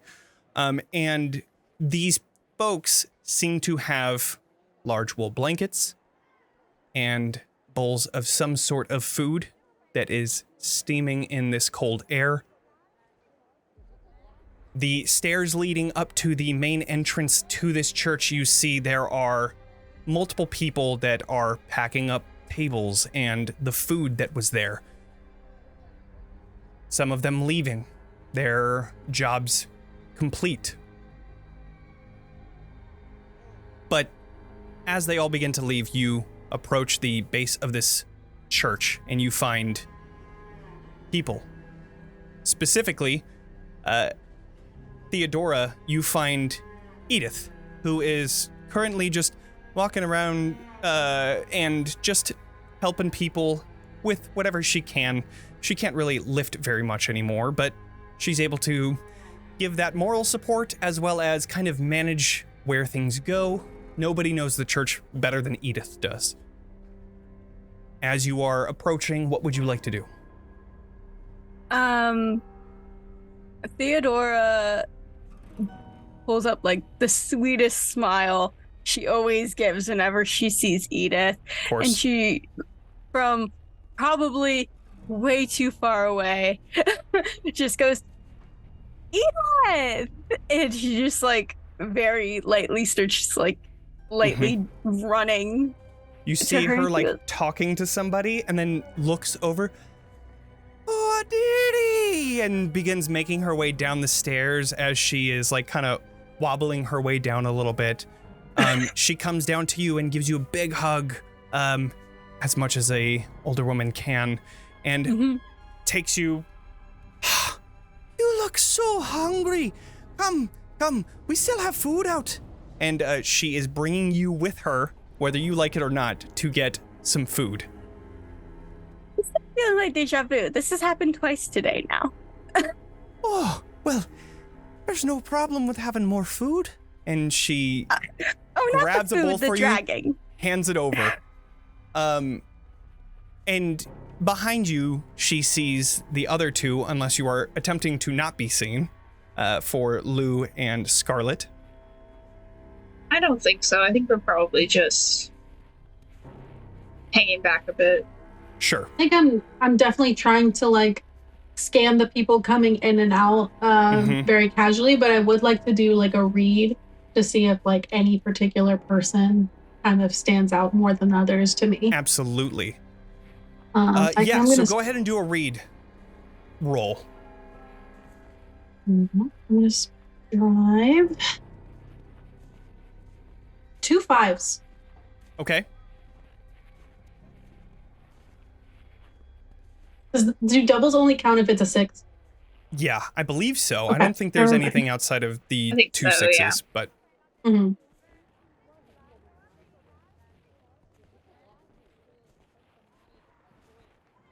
this is always the hardest part with being the GM for Candela, is the succeeding with a cost and finding what that cost is. I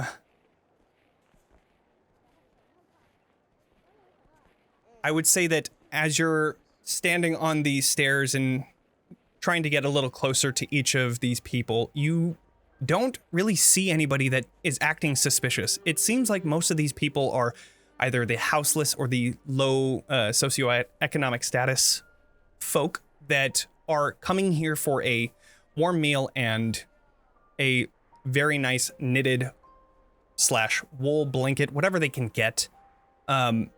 So looking around, it doesn't seem like anybody's really trying to get by without being seen or trying to act not suspicious in a suspicious way.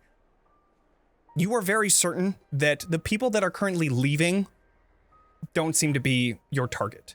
However, as you're looking at each of them walking by and trying to see their facial expressions, their body language, you accidentally miss a step and you roll your ankle. That is going to hurt in the morning. You're going to take a body mark. Okay. But you are fairly certain that nobody out here seems to be that mark, that person that you're looking for or thing. Okay. So, as you're keeping watch on these people, Edith is handing a bowl of what seems to be stew in this night right on over to Theodora and says, "What brings you over here? It has been so long since I've seen you." I know it's been a very crazy time for me. Well, eat up.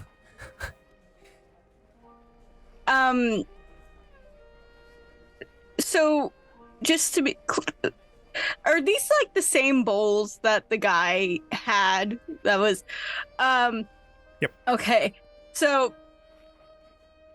Theodora's like visibly like shaking a little bit, and then she goes and that she's just like, "Oh, Edith, what's that?" Okay. Do a sway roll. Relatively low stakes on this one, but do a All sway right, roll. Cool. Now, if I have 2 ticks in sway, does that mean 2 dice. 2 dice? Okay, and the diamond's filled in, so and a gilded. Yep. So like one of not the two is a and. No, gilded. one of them is the gilded. What? Yeah. One of them So is 2 the gilded. dice, Got 1 it. gilded. Yep. Double 6s. Oh shit, crit success. Let's go. Okay, so you gain a drive back from whichever whatever sway is. I think it's intuition. You get a drive back on that. Sway is not. Sway is cunning. It is So cunning. you get a drive back on that, and as she looks, it seems like you are, as much as you want to be the spotlight of everyone's attention, you are currently not. Nobody seems to be looking at you. And I imagine I know where this is going. He dumps the soup back into either the pot or she throws it over it, whichever Absolutely. is easiest. So yeah, you're right next to the table that she had grabbed the bowl and handed it over to you. Mm-hmm. And you see that the person that is currently taking the bowls of soup or stew and putting it back into the pot, they hear you say, "Hey, look," and they actually look as well. And you're able to either set it on the table or pour it back into the pot, up to you. Either way, you... Now, yeah, I was going to say now I do want to keep the bowl, so whatever residue is on it, Right, sure. these monsters, people can figure it out. Sure. So you dump it back into the pot and bring it back with you and look like you're, enjoying it so much. Yeah. And Edith says, What am I supposed to look at?" Oh, I must be seeing things. I'm so sorry. I thought I saw like a bat fly in, and I got very scared. This was wonderful. "Oh, wow, you must be famished. Do you need another?" And she's turning around to her. No, I'm very full. Thank you so much. "Are you sure?" I'm very sure. Now, Edith, All right. So what? do you have any extra wine in the cellar?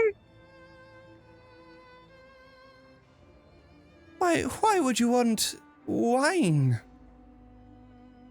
We always have wine whenever we meet, Edith. All right. Do a sway roll as well.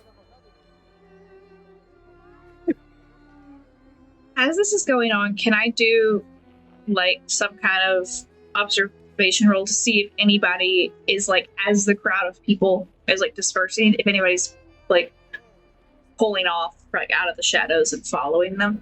Sure. Yeah, go ahead and do, I would say in this case, a survey roll as you're looking around. Yeah. What would you like to, what did you get on the roll for Theodora? 5. You got a 5. Okay. She That 5. looks at you and... All right. Yes. Come, we have some wine that isn't meant for communion, so let's celebrate a reunion. Just seeing your face again. and you begin following her into the church. Mhm. Lou, what was your role? 2. Yeah, no. 2. Looking around, you don't see anything in the shadow until you look around the church into one of the darker corners where the church is connecting to the residential buildings. And from there, you swear you see these eyes looking at you. You see this claw beginning to reach from around the trash as it looks directly at you. And you shake your head. Is that real? And it is gone. But you are going to take a brain mark from just the sheer terror that you were feeling in that moment. Yeah, I think when she saw that, she kind of would have, as she was shaking herself out of it, like stumbled back into Scarlett. Like, do you see that? All right, Donna. No, see what? There was someone there. There were eyes and a hand wrapping. I don't know. Maybe I'm seeing things. I don't know. Can I try to look? Sure. Yeah. Looking into the shadow, go ahead and do a survey roll as well. I have a question about my survey. Sure. Street smarts, you know how to keep an eye on your surroundings. Whenever you make a survey roll, you may spend any drive instead of only using intuition. What does that necessarily mean? You don't have to use a drive through intuition for survey. You can use any like of I your... could use it from something. Oh, okay. So if you ran out on intuition, you can then use it for cunning or nerve. Gotcha. Or if you wanted to save those. I'm gonna save that. Okay. For that, but it's a gilded for me. A 3. 3.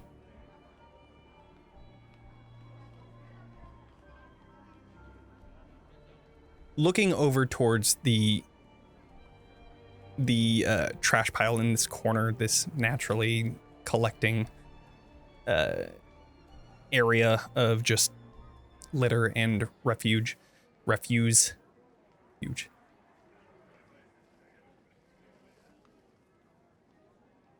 You don't see anything that looks similar to a predator, similar to what Lou was describing. And you are a slink. Okay, so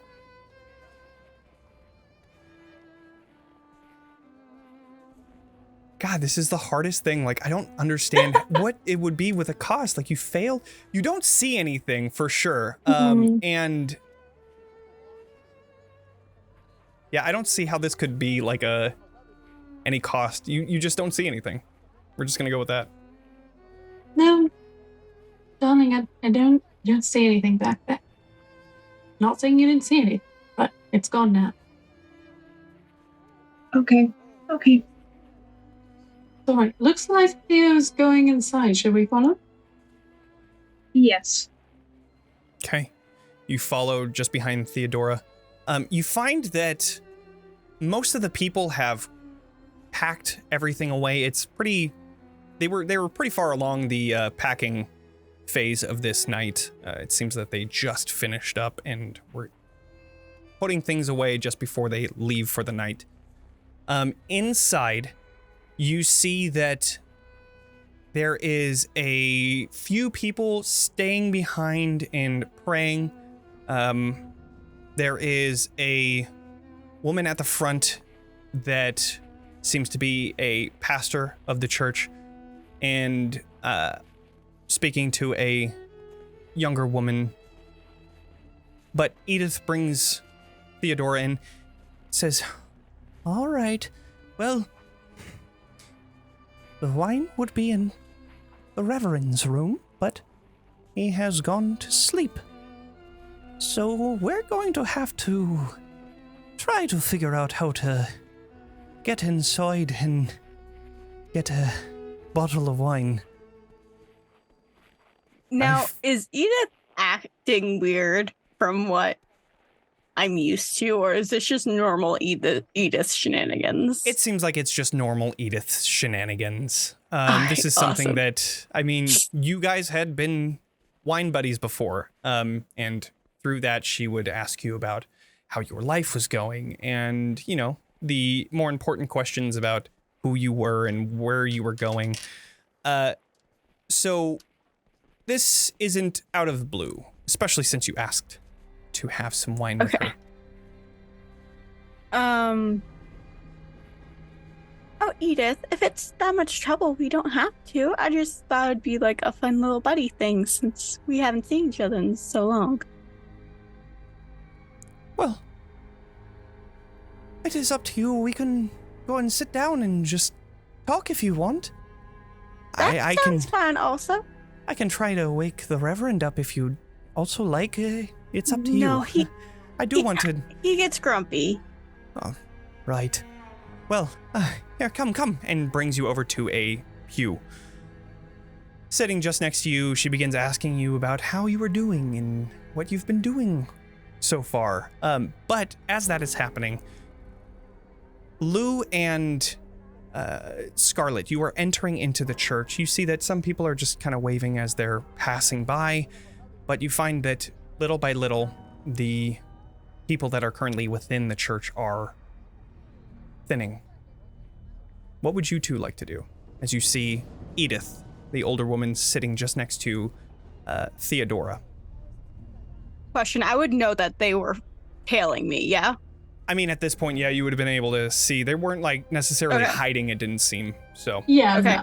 So Theodora's gonna very obviously put the bowl that she like kept in her hand, like on the other side of the pew. So you're like That- holding it out, like leaning on it Yeah, with the like- bowl in the hand. Cool. Yeah, like trying to get their attention, like one of y'all pick this up. I think Sure. like Yeah. Scarlett had Lou like on her arm and then locks it and kind of gives you a tap on your hand. Why don't you go check out what Theo has? I'll do a little turnabout. Sounds Okay. good.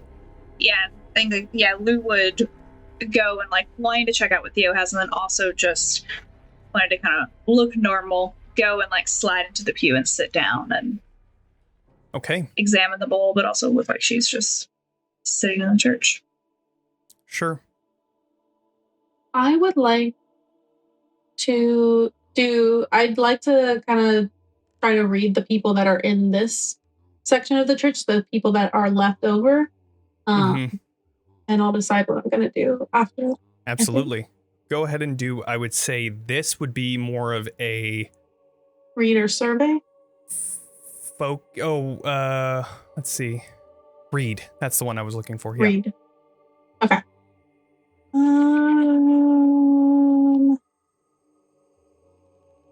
I'm going to spend a drive on this because I do want tone down.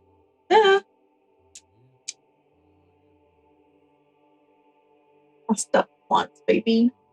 That's snake eyes. I ain't never been to church. All these people look skeezy. One of the things that you do notice looking around is just people praying, but you feel this presence within here. Something is giving off this faint hinge of bleed. Something is in the air, and it sends a terror through your body as you very much know there is a predator within this church somewhere, and you don't know where it is. It might know where you are, so you're going to take a brain mark from that. Looking around, you don't see anyone that seems suspicious by any means. I think before she goes to do what I'm gonna do, she'll pass by Lou. Keep your words about you. I think it's here. And she'll go to a confessional. Okay. At around this time, Meredith, you wiping the dirt and sweat off of your forehead, You set your shovel into the ground and you see that this grave is freshly dug, but yet good enough for now. Maybe you'll come back later and do the job proper, but for now, you need to get to the church and regroup with your circle. Right. So, is there anything you would like to do before leaving this gravesite? Well, before I buried him, I wanted to see if, one, I could get identification on who he is. Okay. And two, I wanted to examine the body a little bit more in depth than like what I could do while we were like standing over it, right? So sure, I figured having this time to myself would allow me to do that. Absolutely. Then I will say go ahead and do a focus roll as you begin to look around and analyze the body, trying to figure out what might be there that was hidden before or something that you weren't even looking for. Okay. I got a 4. A 4. Okay. You begin looking over the body, trying to be careful as much as you can to not touch directly this body. You know that there's bleed on here. Even if it's the faintest amount, there is still something there. I do have a bleed containment vial as well. Okay. So I would like to collect some of that if possible. Sounds good. So then, yeah, you can take a lot of that bleed out. So then I will say that part of that 4, you take the bleed away, but in doing so, some of it shoots through your hand again, and it's the same exact fucking spot. You take a bleed mark. However, after taking that bleed and putting it back in your pack, you see through your twitching from that almost lightning shooting through your hand, you find the coat pocket on the inside. The coat opens up, revealing some sort of a paper within the pocket itself.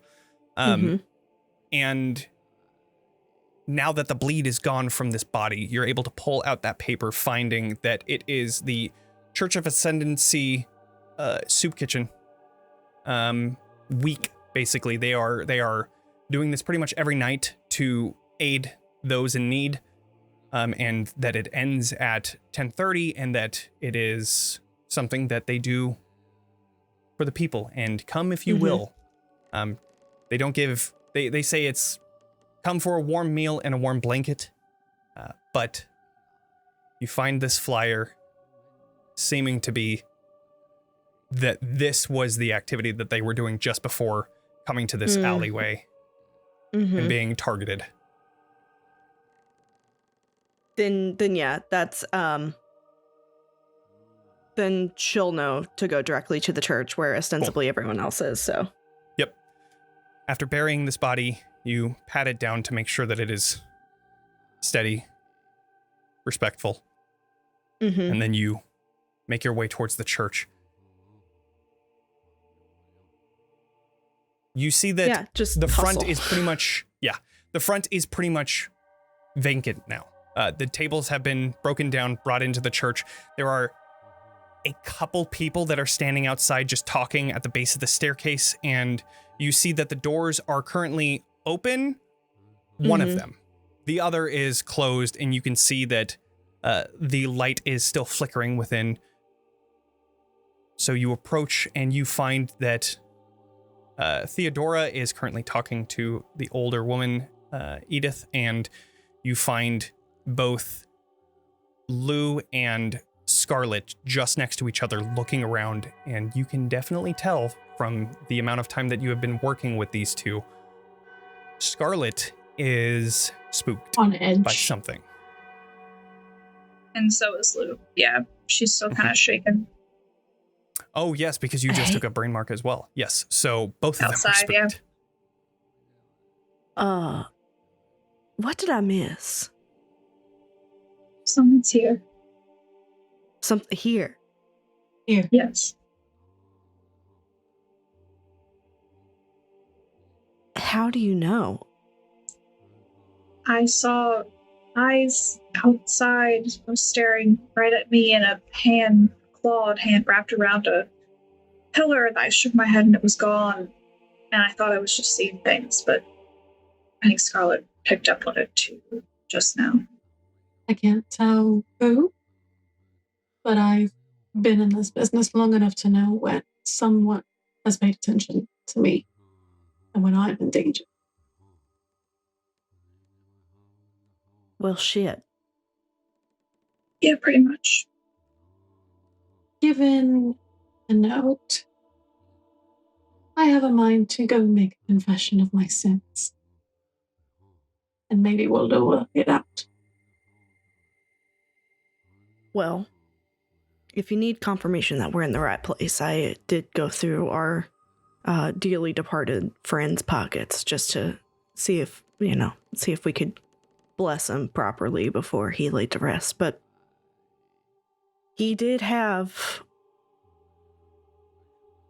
a flyer or some kind of note or something from advertising the soup kitchen here. And I wonder if, this might be far-fetched, but hear me out. What if they're targeting the underprivileged because they're easy marks? I think at that point, Lou would hold up the bowl that she has, like, it's the same kind of bowls here that he had the same. So that confirms it. Targeting people no one would miss, sensibly, or look for.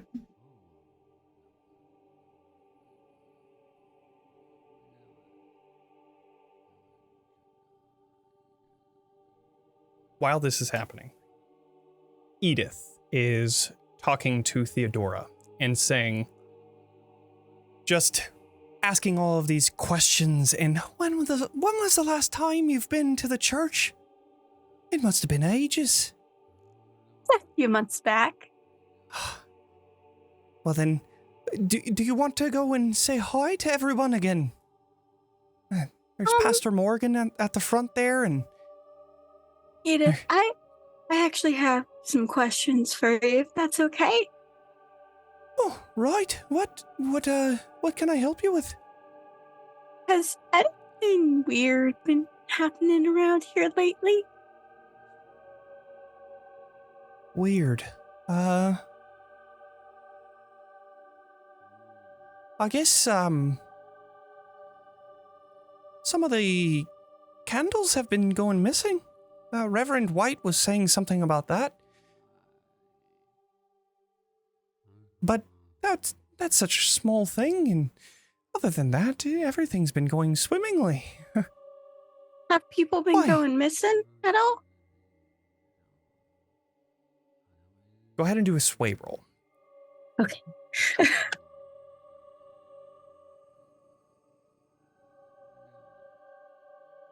5. You see her just kind of looking at you suspiciously, like, no. Why? She's trying to gaslight the gaslighter. I don't quite like these types of questions. I thought you were going to ask me about how my day was or what I've been doing. What is going on? What have you gotten yourself into? Bitch, I wish I knew. I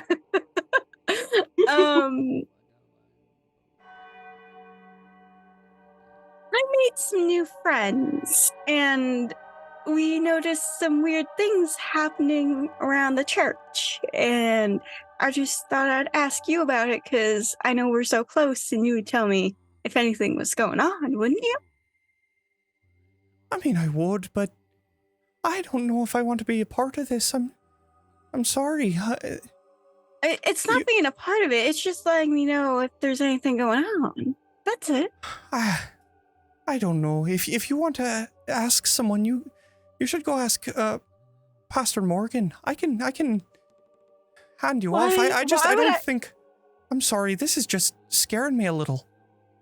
Why is it scaring you a little? If nothing wrong's people been going happening. missing isn't the lightest subject to be talking about. I just need to know if they've been missing or not, Edith. If they're not, then there's nothing to be freaking out about. No, right now, you're telling me people have been missing because you're freaking out. I said there wasn't anybody missing. I just Then, going forward. then why you I freaking think out? because that's a quite a suspicious question. Look, it was You're great to see acting you. quite suspicious, if I'm going to be quite honest. You just All start right, freaking out for no reason. She just takes her hand, pats it, and says, "It was nice talking to you. I hope Okay. you're all right." And stands up right. and begins walking away. She seems to be going towards the coat rack and is grabbing her coat. Okay. Theodora looks back at both Scarlett and Lou and just goes, "She was being sketchy as hell, right? Like it wasn't just me." Yeah, no, seemed like it. Meredith. Can one of y'all check this bowl? The whole like hand thing. I wanted you. Yeah, can I because I would have taken the bowl from Theo. Can I Do you have a bleed See- detector? Yeah, I was gonna say I do. So can I try to, step either where no one's gonna see me, turn around in our little group where my back is kind of to Absolutely, people in our yeah. church and scan it and see if there's bleed in the food or if Sure. it's something. So, I would say, yeah. I mean, a bleed detector is able to detect bleed. You're able to find that there is no bleed within this bowl, it would seem. And kind of taking a quick look around, there is some sort of bleed within this area that you felt before, or rather, I believe that was Scarlett that felt that, but there is some sort of residual bleed within here, but the source of this bleed is very hard to find the origin of. I would say if you would like to try and follow that lead, you can go ahead and do a focus roll. Yes, I will do that, Okay. and I'll use a drive to do Correct. that because that's very important. Let's get fresh dice.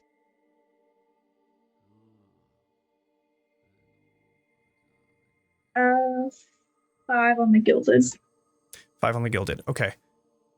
You secretively begin to look down at the detector, something that looks like a small pocket watch that you can easily brush aside anybody that has noticed.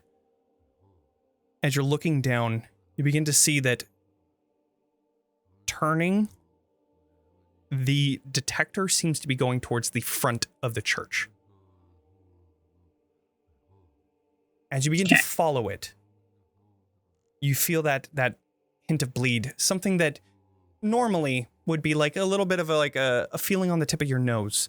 But for you, you know what bleed feels like. And as you begin to get closer and closer, you see the detector beginning to just move back and forth, left and right, just trying to find that source. And you see the glass of this detector shatter. And with that shattering, you feel this surge of bleed that goes through the detector and goes into your hand, and you instinctually drop the bleed detector onto the ground.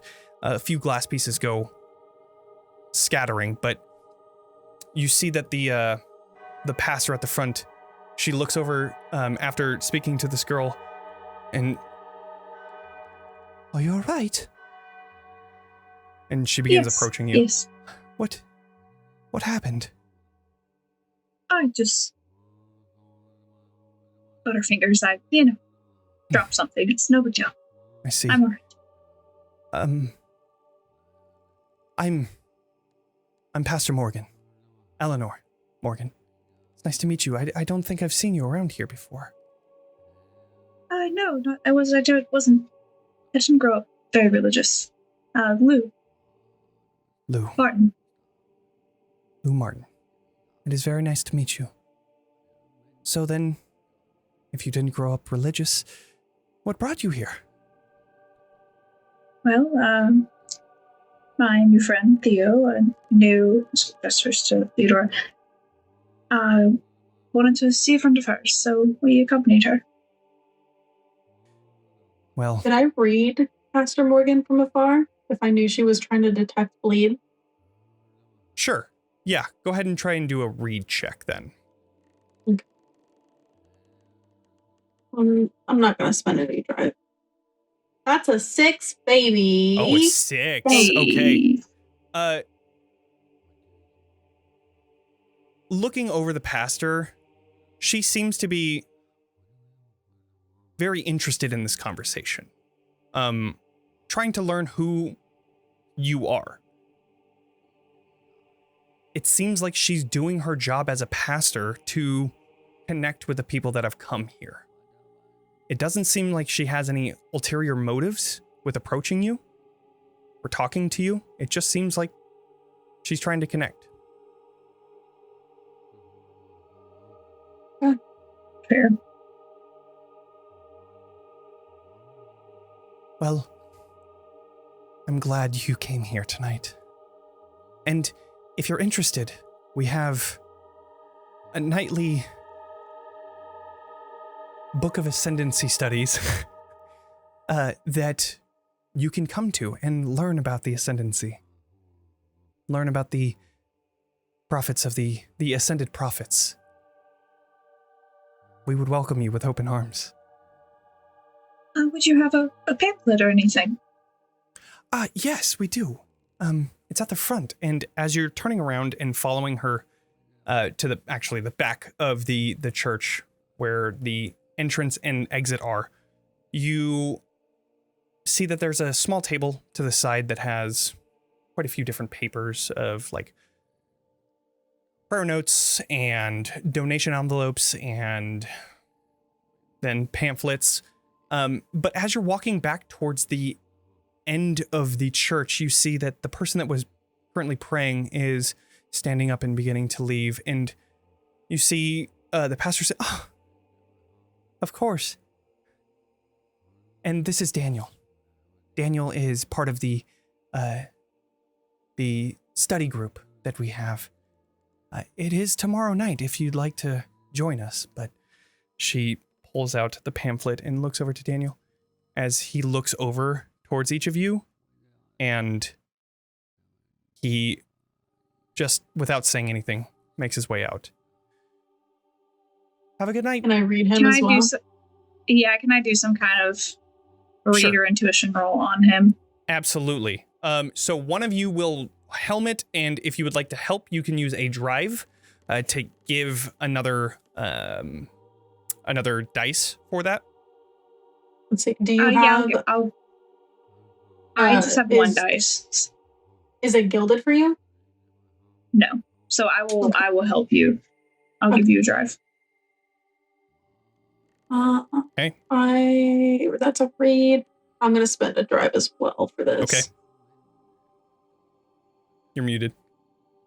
You're muted, Amber. I've been trying to interact this entire time, and I've been muted this entire time. Well, shit. We That have tracks. It's at least once a stream, right, Amber? It happens. It's gotta happen. So is this man a phenomenon? Or would I need to read him to figure out if he's a phenomenon? I see. To learn if a person or thing is a phenomenon, you would have to get a little closer, and usually phenomena in this world exude bleed. That is what they are. They are a artifact of bleed that does certain things. So in order to check and see if this person has that much bleed coming from them, you would have to either get very close to them, or you would have to use a bleed detector if you have that. That is completely up to you. Okay. I haven't claimed my third item yet. Sure. So I could just claim a bleed detector. You could. Yeah, definitely. Yeah. Okay. Yeah, I So- think that. Going for it. Yeah, because mine Yeah. died of violent Okay. death. I got 2 1s. 2 1s. Again? Yeah. That's Christ. brutal. All right. I either roll high or roll real low.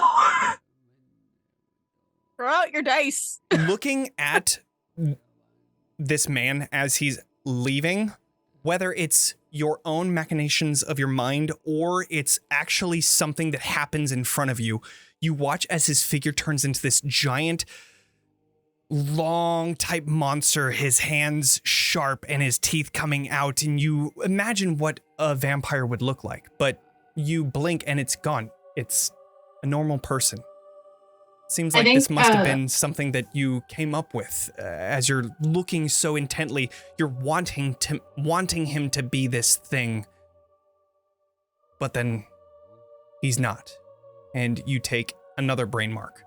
Another brain. Yeah, I think as that happens, Scarlett like watches him, sees this, and she just like turns abruptly and like puts a hand on like Meredith's shoulder, and just looks like she's trying to collect herself. Mm-hmm. Darling, what did you see? I don't know. I might be seeing things. I thought I saw, but I'm not sure anymore. Well, let's see if we can get to the root of the problem.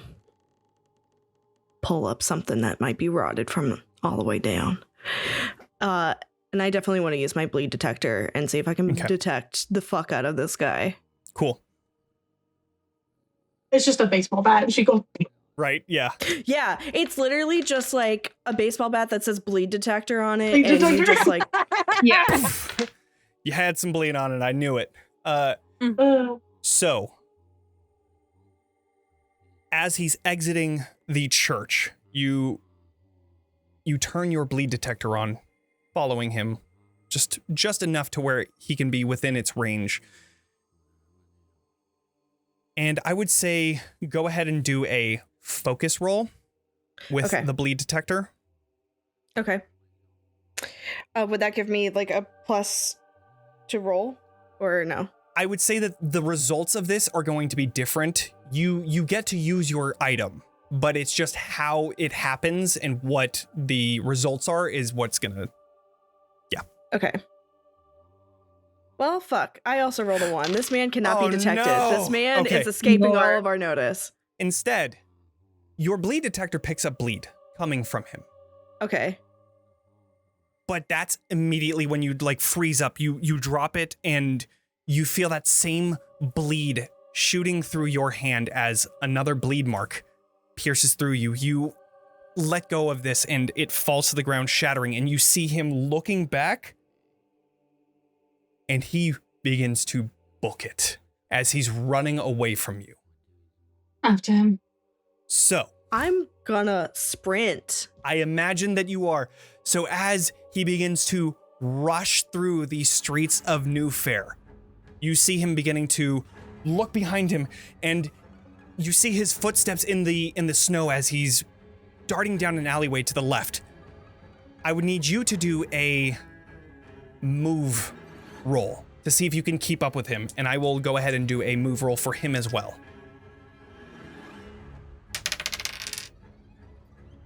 Hey, Johnny, question. Oh, Yes. fuck. Good. Because I'm gonna guess I'm outside with everybody. You can see this happening too. You were, I would imagine that you guys were inside still, like, trying to figure out what's going on as she walks out. And if you wanted to, you could have followed her out, and that's totally fine. So then you see Daniel booking it. And I can't remember who she was talking to. I think it was... Lou. Was it Lou? Okay, so then, Lou, you just see them booking it, and you just take off? I think, she would sort of take it's like, thank you for this. I should follow my friend to make sure they're all right. Yes. What are we classifying as a? What are we classifying as a short distance? I don't know, a short jaunt? Like 20 feet, I guess. How far away is he?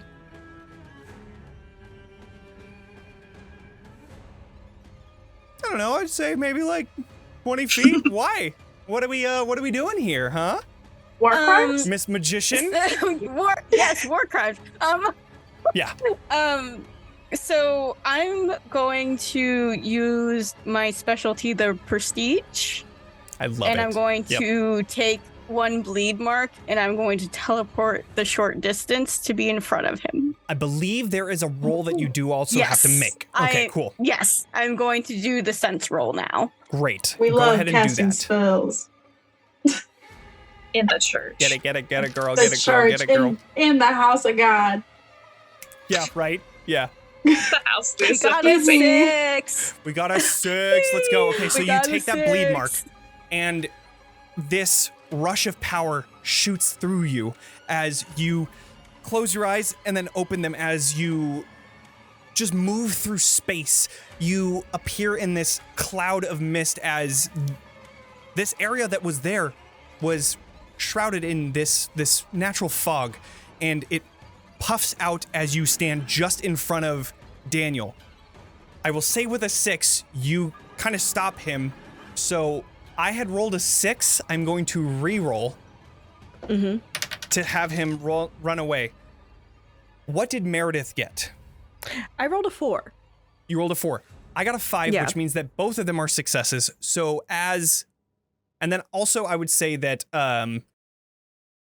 is there anything that Lou or Scarlett want to do during this time? Are you trying to catch up as well, or are you just trying to keep up? I feel like I'm just trying to keep up. I feel like this Right. man is a vampire, ostensibly. So Okay. Yes, same. Like I think I'm Okay. taking Yeah. my cues from Meredith for the most part Okay, so here. you're keeping and up. Just sort of. Rather than catching up. Yes. Yeah, 'cause there's not a lot. I'm not a fighter. Awesome. So you see he stops and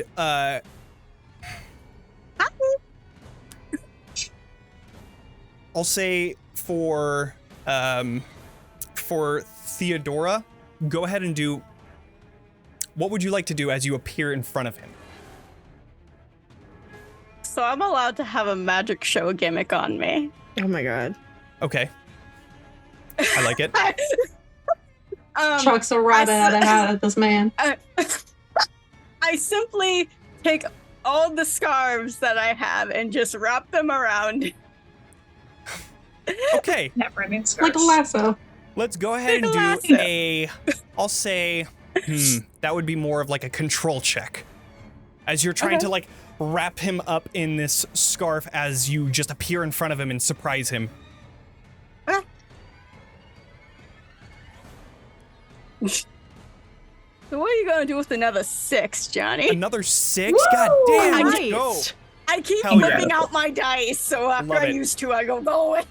Yeah. So, with that, you take you're getting ready as you're teleporting. You already take off the scarf and you teleport through through space and time, just appearing just in front of him. As you have your scarf in your arm, you begin wrapping it around him, and from just the sheer terror of somebody appearing before him, you see him like kind of trip up and fall to the ground, where you are able to use your scarf and foot on his back to keep him in place. Yeah, you're acting kind of sketchy, so I thought I'd stop you. He is there and you can hear him. This is only a mere 20 feet away from the church, and you see that the pastor is coming out and taking a look at what the hell is going on, and seeing that there's some sort of commotion, she just closes the door behind you. So, as you have this person on the ground, Meredith, you catch up. This person is on the ground currently. What would you like to do? You know what? What's that wrestling move where you just jump? Drop the and elbow? You drop, yeah, that. I'm Dropping gonna do an some elbow drop. bows? Mm-hmm. Let's fucking Get throw that bows, muscle in. My good right. bitch. Let's throw some bows. Let's Awesome. throw some bows. So then go ahead and do a strike roll. Hell yeah, I'm good at that. Mm-hmm. That's the thing I'm Fuck good yeah. at. Let's go. That's a 5 All Hell right. yeah. So you on my gilded die. Which on the gilded wait, die, hold on. nice. So then you get That back means you a get your drive back. drive. Oh shit, I haven't used any drive, so never mind. That's fine. Oh, I mean, Yeah. if it's the highest one, you still get the Yeah. result of a 5. So you Yeah. drop a bow, and unfortunately, as you just go all in on this. You think that this is a vampire. I mean, this has to be. This is what was giving off that bleed. And so as you slam into him, you kind of slam into the ground as well, and you hurt yourself. That's going to bruise. You're going to take a body mark from that, but you definitely just bring this elbow right down into the back of his head as he like slams into the stone floor as well. And you can see that he's bleeding from his nose just from the sheer impact of that. What is everybody else doing? I think Lou would have caught up right around when like Meredith was a full WWE on this man.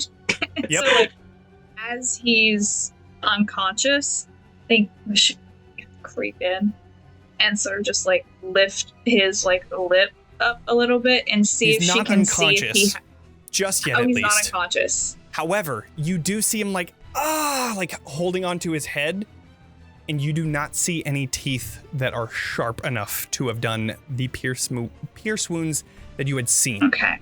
I would say that from that impact, you see this necklace kind of coming off of up from under his shirt, and you see that this is a symbol of the ascendancy, but it is changed. What is usually a person that is like the shape of a person. I'm totally making this up. This isn't canon for Candela Obscura, but you see the shape of a person and like this rush of some sort of like a like as if it's flying in the air, ascending. And you can tell that it is completely covered in this red, seeming to be most likely blood that you assume. And as you hit into him, he just looks at me. No, please, it was her. She made me. Who? Her. She made you do what? He points over to the church. And as Who you look specifically? up, you begin to see the lights within the church through the windows beginning to dim.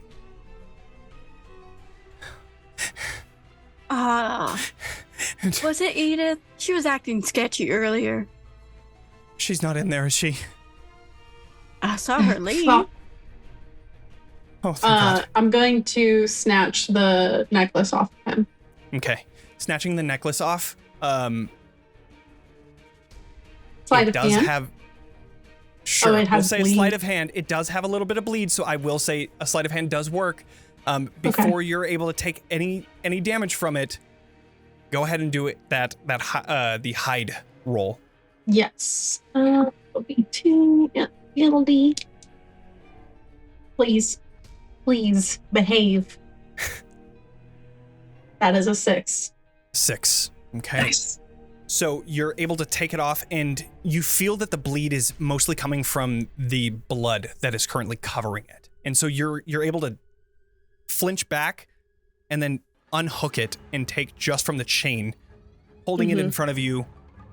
It is covered in bleed, and even just keeping it this close to you is overwhelming almost. So you're able to like hold it out from you, but this is definitely something that the typical person shouldn't have on them. Okay. I'm going to take one of my items then, and I'll have a bleed containment vial as well. Awesome. This like to take almost that bleed off. like mug-sized container. You open it up, placing the amulet, this necklace in, and covering it up. You see this like almost like translucent green type essence coming off of it, something that seems to be bleed. But yes, it is contained in this vial, and you now have that necklace in there. What would you all like to do during this time? We have to get back in that church. So Edith, is Edith the thing? Is Edith the I just need someone to confirm or deny. She just like No. lifts up and Here's says, that Edith is in fact the thing. No, No? Who is it? it's the pastor. She Morgan? thinks that it's her. Yes, Pastor Morgan. And then you see him pull his collar down, and you see that there are pierce wounds in his neck. Oh, fuck. She said that I would become ascended. I thought that... I don't know. I thought that she was... You're one of She's the a luckiest pastor. men alive. I feel weak. Holding onto his Go. head that it was Well, slammed into the ground. You are bleeding very profusely out of your nose. And I did just pop up in front of you like a crazy person. You're welcome. How did you do that?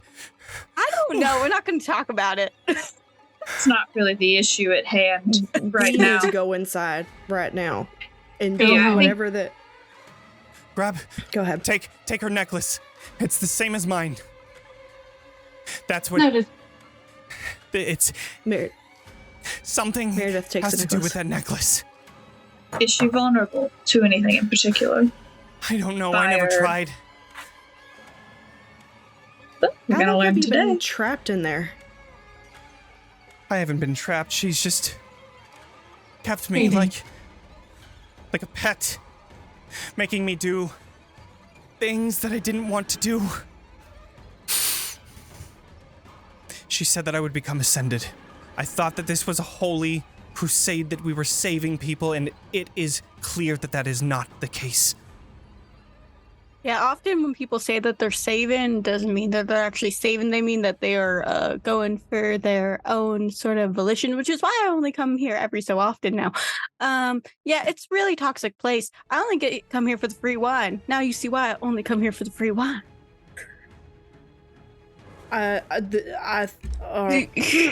Well, Okay, we can go into the Whoever's- church. You just whoever's controlling my voice box is having issues. So, All right. you release him. Yeah. I throw his head down. Like it's just sort of like I'm gonna drop his Sure, hair. yeah, so- you hold on and then let go, and he poof, hits his head on the ground, and then he just knocks out. So he is Go home unconscious and on the don't come ground, back. and you I mean, are he's unconscious. rushing up the stairs to enter into this church. As you do, you see that with every step you make up the stairway, the light within becomes darker and darker. You open the church door. Question. Yes. I'll look at the others. We come in through the front, she'll be expected. We can go through the back and I can get us in. I'm down for any kind of mischievous entrances we can make. Okay. I also have smoke bombs, so it's fine. Okay. Fun. I'll take my second item as the burglary equipment. Awesome.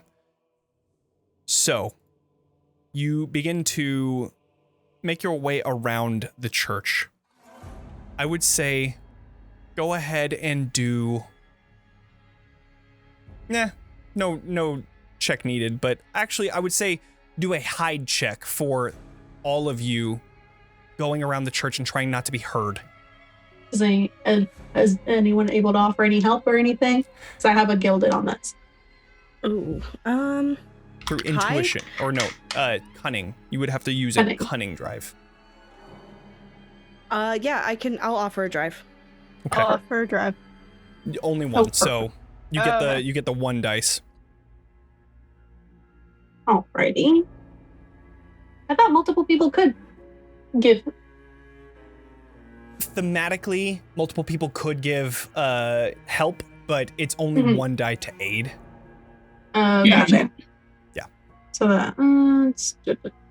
that's 3 total, right? Mm-hmm. Yes, unless you're Okay. adding drive yourself. Yeah. No. Let me see. No. Save it. Okay. That is a 5. A 5. Okay. You're going around the church and everything in your body is telling you to turn and run. You're just imagining the blood that was taken from each of its victims.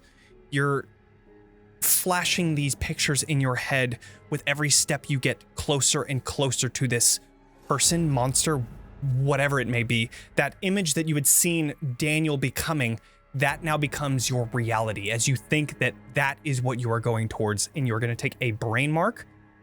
But you stealth around the church successfully, where you find a back door that leads into the kitchen proper, where they had made the food, and you see that the pot is currently in the dishwasher, or like the cleaning area, and as you're entering into this,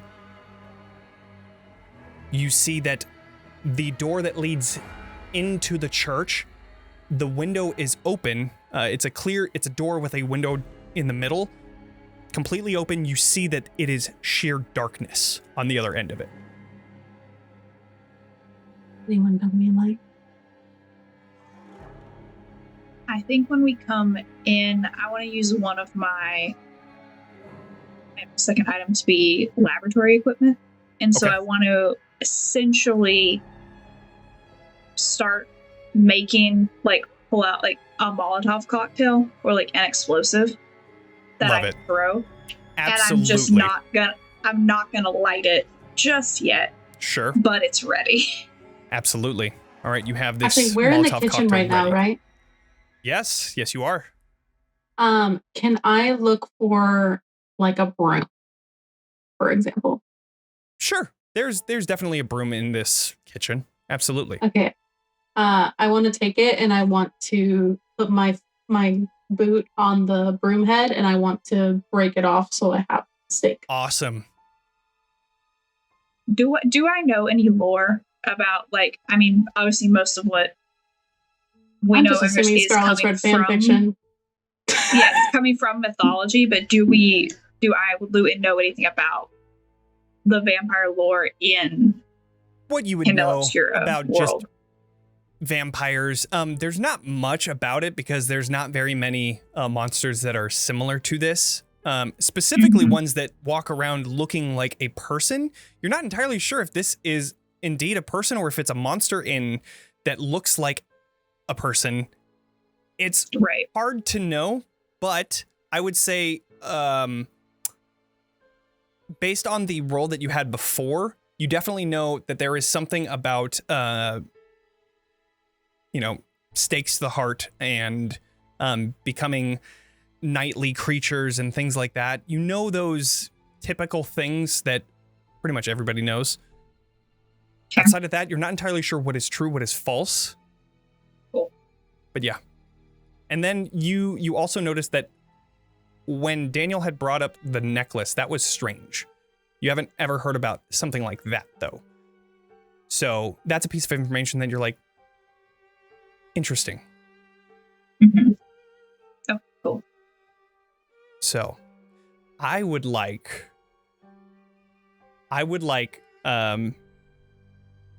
Scarlett to do a hide check if you are trying to break this broom without making too much noise and giving away your position.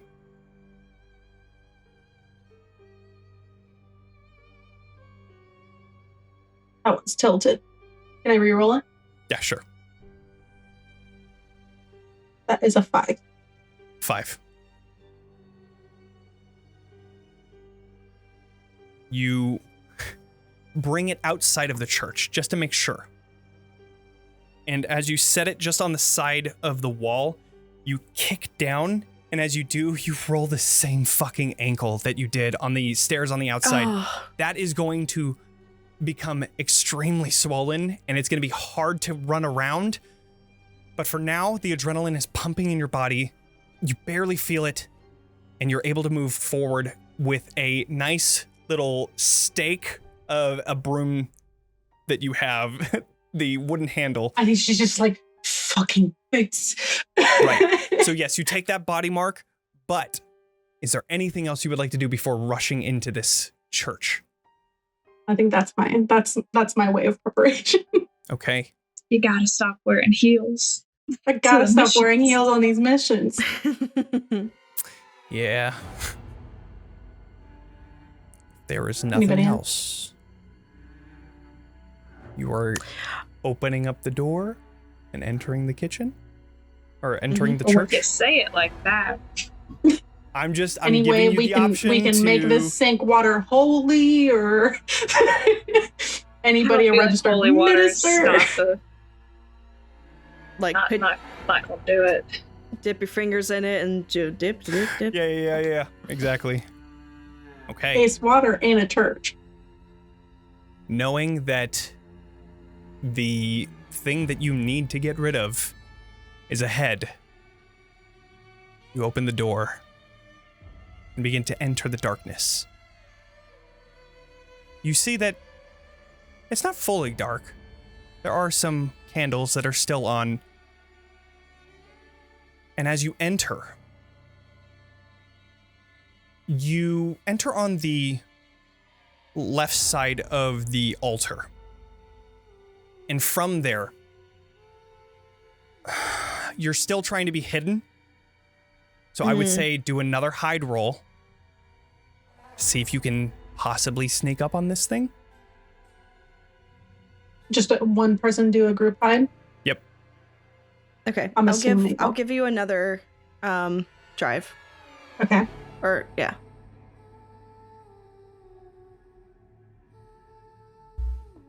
Fuck. Oh, I thought you said fuck.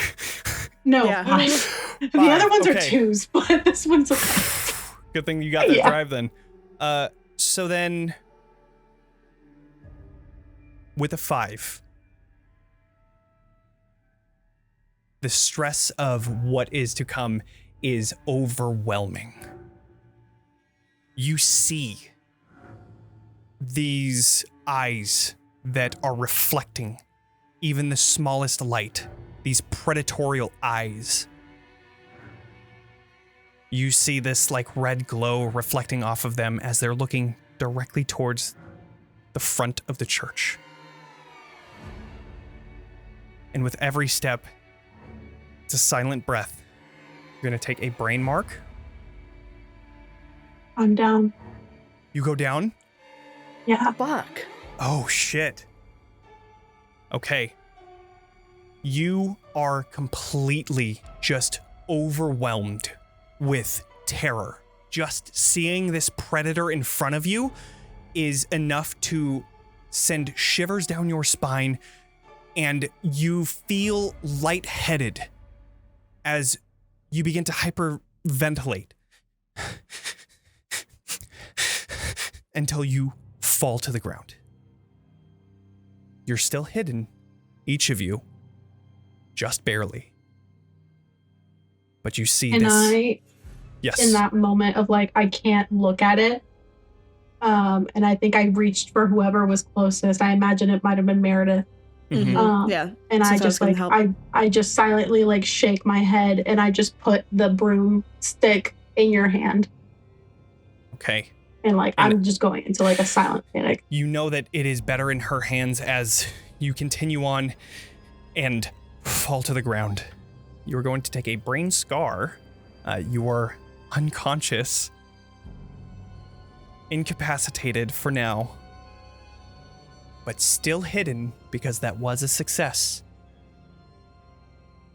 Meredith, you find that she falls, but you know that you have a mission ahead. This monster, this person thing, is standing, looking directly towards the entrance of the church.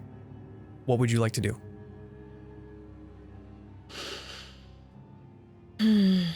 So this thing is looking toward the entrance, but we're at the back. Correct. It looks like she's just waiting for someone to enter, expecting you to find out that Daniel was only a red herring and that you would return to finish the job. How far are we from her? I would say just mere feet away. You are maybe 15 feet away. The door wasn't far from the altar. So well within throwing distance from us. Absolutely well within throwing distance. Yeah. Okay. And I think go ahead. I think we're on the same track. Like, is there anything around me that could be throwable, let's say, towards someone's heart area? I have a Molotov. You definitely have a broomstick. Cocktail. We do have the broomstick. You're right. Shit. Yeah, I just gave it to you. You could just spear throw it, but also keep in mind that she is facing towards the entrance and you are to her left. Right. So to have been able to throw it through her chest, like her ribs and like into her heart, is going to be a very difficult roll. I think, Lou would see the wheels turning with Meredith a little bit and hold up the sort of corked bottle and the light, like the lighter she has out of her supplies to light it, and be like, should we kick it off with this? Kind of. Yes. Okay. Yeah, Meredith like looks at you and like squints her eyes, just like, I see what you're doing here. Okay, yeah. And I like arc. I like firmly grasp it. So good. I firmly grasp the broomstick in one hand, and the other I like make an arc to kind of like ish where I would like the Molotov cocktail to land, Okay. so that we are not caught in any explosion or flames. Okay. So kind of like, I don't know why I'm seeing like one of those decrepit churches in Fallout, but here we are. So I was too, to kind be of like- honest. Yeah. yeah. So kind of like the far, if we're at her left, right? So Mhm. maybe the far right corner closest to the door, if you can get it. So you're trying to that get her to direction-ish. look that way. Yeah. You're trying to Oh, distract so her. you I don't want see. me to hit. You don't want me to hit her with it. Okay. Well, it's like if it's far enough away that like it if there's any blowback, it would hit her from the front, but we would not get caught in the crosshairs. So It's kind let of me what I'm describe thinking. what Sure. I see in my head is this longer church. If you were to hit the back, it wouldn't even be close to her. So I'm Right. imagining this large church with like rows and rows of pews. So Okay. it is like maybe like 100 feet to the other side of the church. And that's So hard to there is beat. an altar though that is about maybe like 30 feet of a rectangle from one end to the other, Like and a then like dais. 20 feet, yeah, like a dais. That's like 20 feet by 30 feet wide. Mm-hmm. That is what she's standing on, just near another table, just behind one. And currently on the table there is only like it's the supplies that they would have for like sermons and things like that. A bottle of wine, or like a chalice for the wine rather, and a book for the Book of Ascendancy. You see there is also like a almost like a tablecloth that is like folded up and just next to all of this, and with the book on top of it. It seems that obviously, since they're not having a sermon tonight, this is just for preparation whenever the next one is. Mm-hmm. She's standing here right behind the table looking towards the front, and yeah, 30 by 20. That is what you see. Yeah. So I guess maybe, yeah, I was picturing something much smaller, but yeah. I just want something that like maybe explodes in her face Sure. and yeah. doesn't get us caught in the crosshairs. And Sure. then So like the whoever far can side of tend, the altar. right, and whoever can tend to Scarlett can. Mhm. Because I know I don't have those abilities to tend to wounds.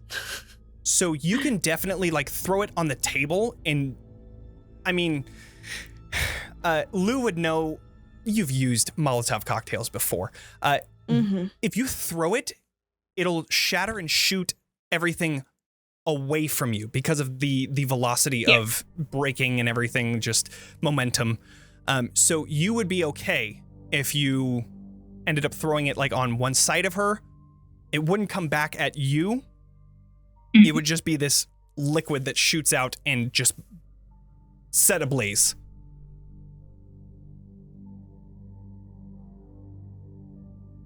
So Yeah, so I think my question is like, do we want it to be a distraction to try to stake her, or do we want to hit her with it? Literally, my entire thing is be a distraction. So if you need a distraction, I am a distraction. Shirley, you have smoke bombs too. I do. I also have flash powder. It's flash powder and smoke bombs. I have both. So that may be a better thing to use for distraction. Sure. And save the Molotov for like when you really Yeah. want to get her. Okay. So then there is you're going to be throwing the flash powder or whatever it Yeah, is. am I gonna be throwing it like to the opposite end so it gets Okay. her distracted? Is that what we decided on? Okay, cool. Yeah. Okay. I would say to throw this well, go ahead and do a control roll. All right. 3. No one said I was coordinated. So I just said I was pretty. I just said I was pretty. you take the pouch said that I have- holds your flash powder and smoke bomb.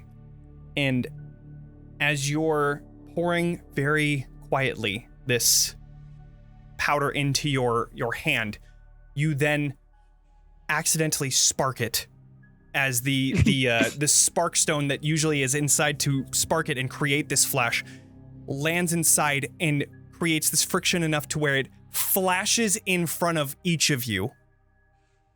You immediately see first nothing because it was bright as hell and you are in a very dark room. When your vision finally comes to,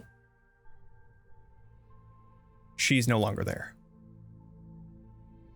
Sorry. She is somewhere in the night, That's okay. the darkness. Possibly stalking, waiting for her opportunity. I'm also really good at being like the damsel in distress if we need that route. You hear her saying, I was doing them a favor. I was bringing them to the beyond where the prophets stay. Their home for true believers in eternity, in peace. They were suffering here, and I saved them. This role that I play is a holy one, given to me by the ascended prophets. They said that there would be foes that would oppose me in my holy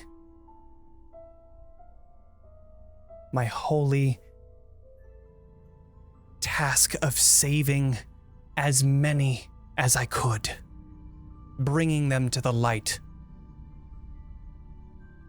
And here you are. Now I ask you,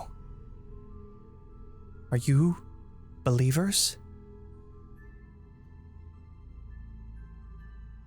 Hey Meredith, could you just put that in her like vocal cord windpipe area? Just Can I try to either survey or sense or something as she's talking Sure. where she's at in the room? Absolutely. You can definitely do I would say survey or sense. It's up to you. Okay. Depending on how you want to do this.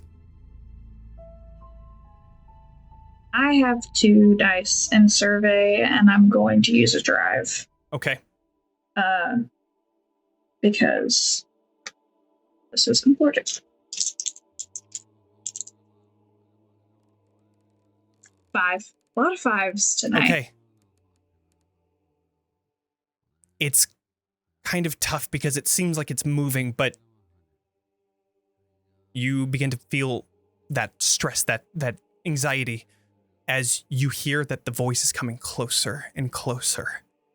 You know that she is about maybe 20 feet away, and you're able to point in the direction of her, but you're going to take a brain mark.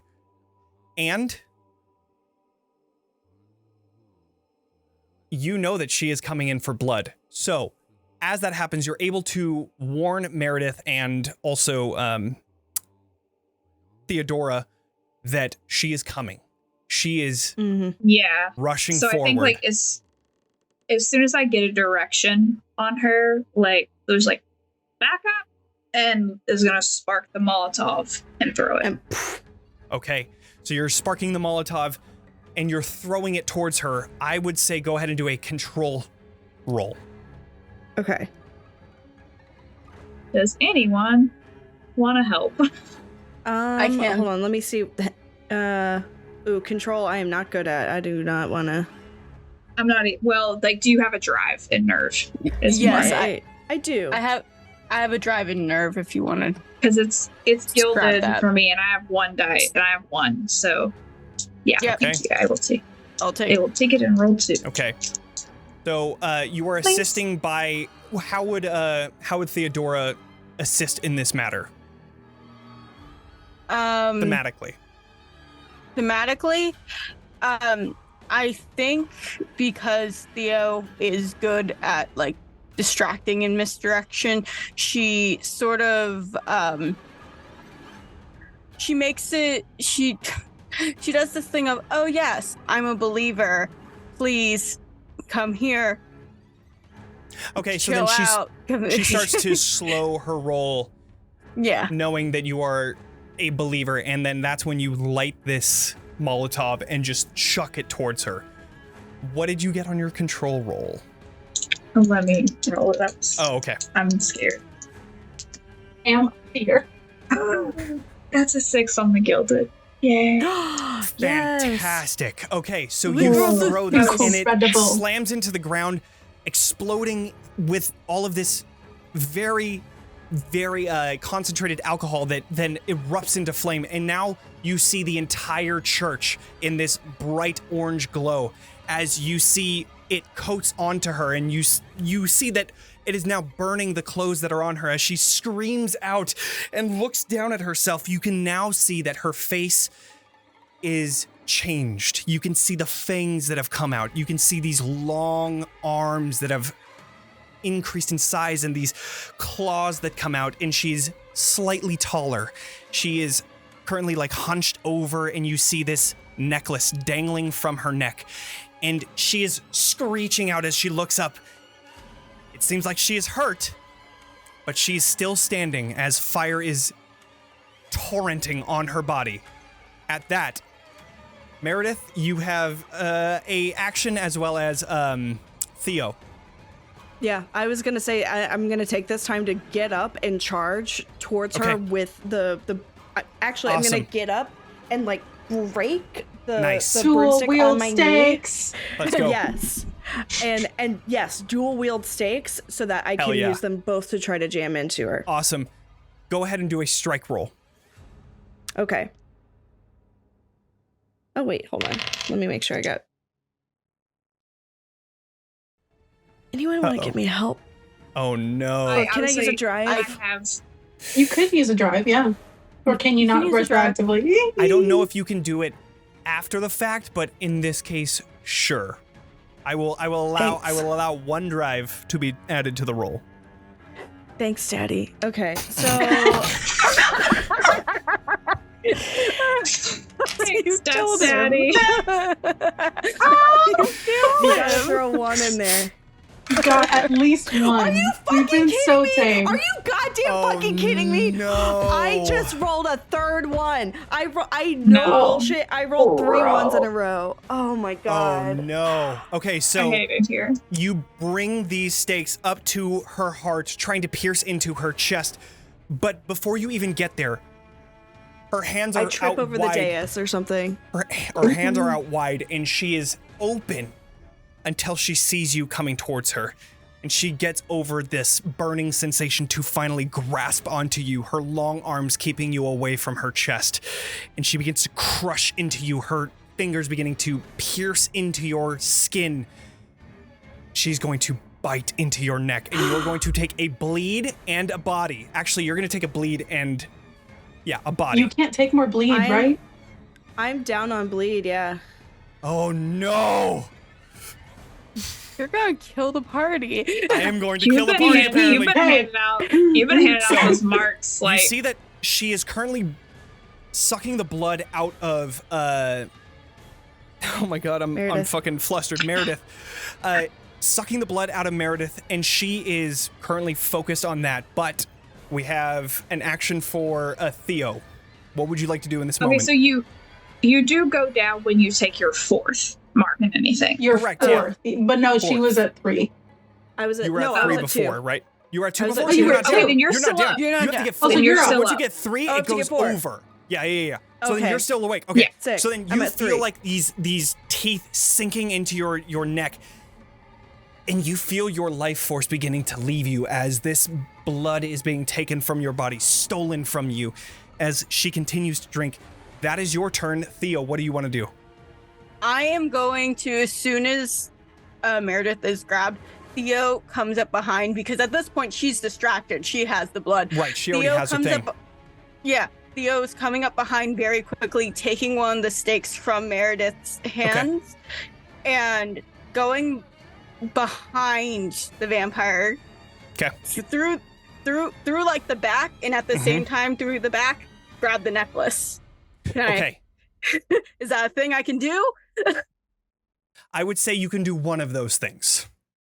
And Fine, I would we'll actually stab her, say then get the necklace. so Meredith has both of them in her hands. Would you have let go of them, Meredith? Yeah. You Feel would like when you okay, get so bit, like yeah. as you're screaming out in pain. You're able to pick one up, but you're either stabbing or you're grabbing the necklace, one of the two. We gonna stab first, grab Okay. later. Okay, so you're gonna stab into this vampiric woman. Go ahead and do a strike check. Roll, whatever. All right, good luck, guys. I have disadvantage on this. Oh no. Oh no. So a 1. So a 1. Okay. So a 1. You pick up the stake, and you see as you're rushing past her, this glow of the fire still on her is there, and you're able to just see barely as she watches you while still drinking the blood from Meredith. She watches you go past her, and as you're like reaching up, you feel her back leg just kick into you, and you feel just that entire force into your stomach, bringing up whatever you ate before. As you vomit because of just the sheer force, you lose your breath as well. You can't breathe until you finally catch it. You take 2 body marks from that. I don't do anything stupid, and then I do something really stupid. I love that for me. So it is now, I would say, it brings us back over to Lou. Me. Lou. What would you like to do? Yeah, I think I'm gonna make a shot at getting the necklace off her. Okay, so then I would say for that, go ahead and do, I don't want to say sleight of hand because it almost seems like a control. How would you like to try and take the necklace off? That will determine what you're gonna roll. If it's something under nerve, I would prefer it to be control. So then you're gonna just try and go up and take it off. Then yes, definitely control. I think so, and I'll burn my last nerve drive. Okay. To roll 2 dice. Also, for that. remember, you guys have resistances. Yeah. You could use Not resistances not to, in this yeah, category. that's fine. I definitely forgot about that. We don't need Please? resistances where we're That's going. Please. Please. Please. That's a 2 and a 3. No. Oh Can my she use a God. Everything resistance? is awesome. How does resistance Everything work? is fine. Why are we just... You know what? Sometimes, Johnny, you just got a table that dies. Yep, that's what happens. So I what mean, hap- especially You when say it's so hard. is it going to be a one pass. shot and you mean that shit? Yeah, right. That's okay. Listen, what happens to me? So as you're reaching up to grab onto the necklace, the flames that are currently wreathing her then begin to burn into your hands. You are burning your skin, and before you can even grab onto it, you pull away instinctually. It is going to take a lot more than just rushing up and just fighting that power to overcome that natural instinct to not hurt yourself. It's going to take a little bit more than that to try and take this necklace off of it. You're going to take one of the bleed mark or one of the body marks from that. Okay. Okay. It is back to Meredith. I just put this in chat, but I just want to put this out here. The second I put on the new Doja Cat album on Spotify, we started dying. So I think actually the curse is real. Turn that shit off. That's what It happens. might. That might be it.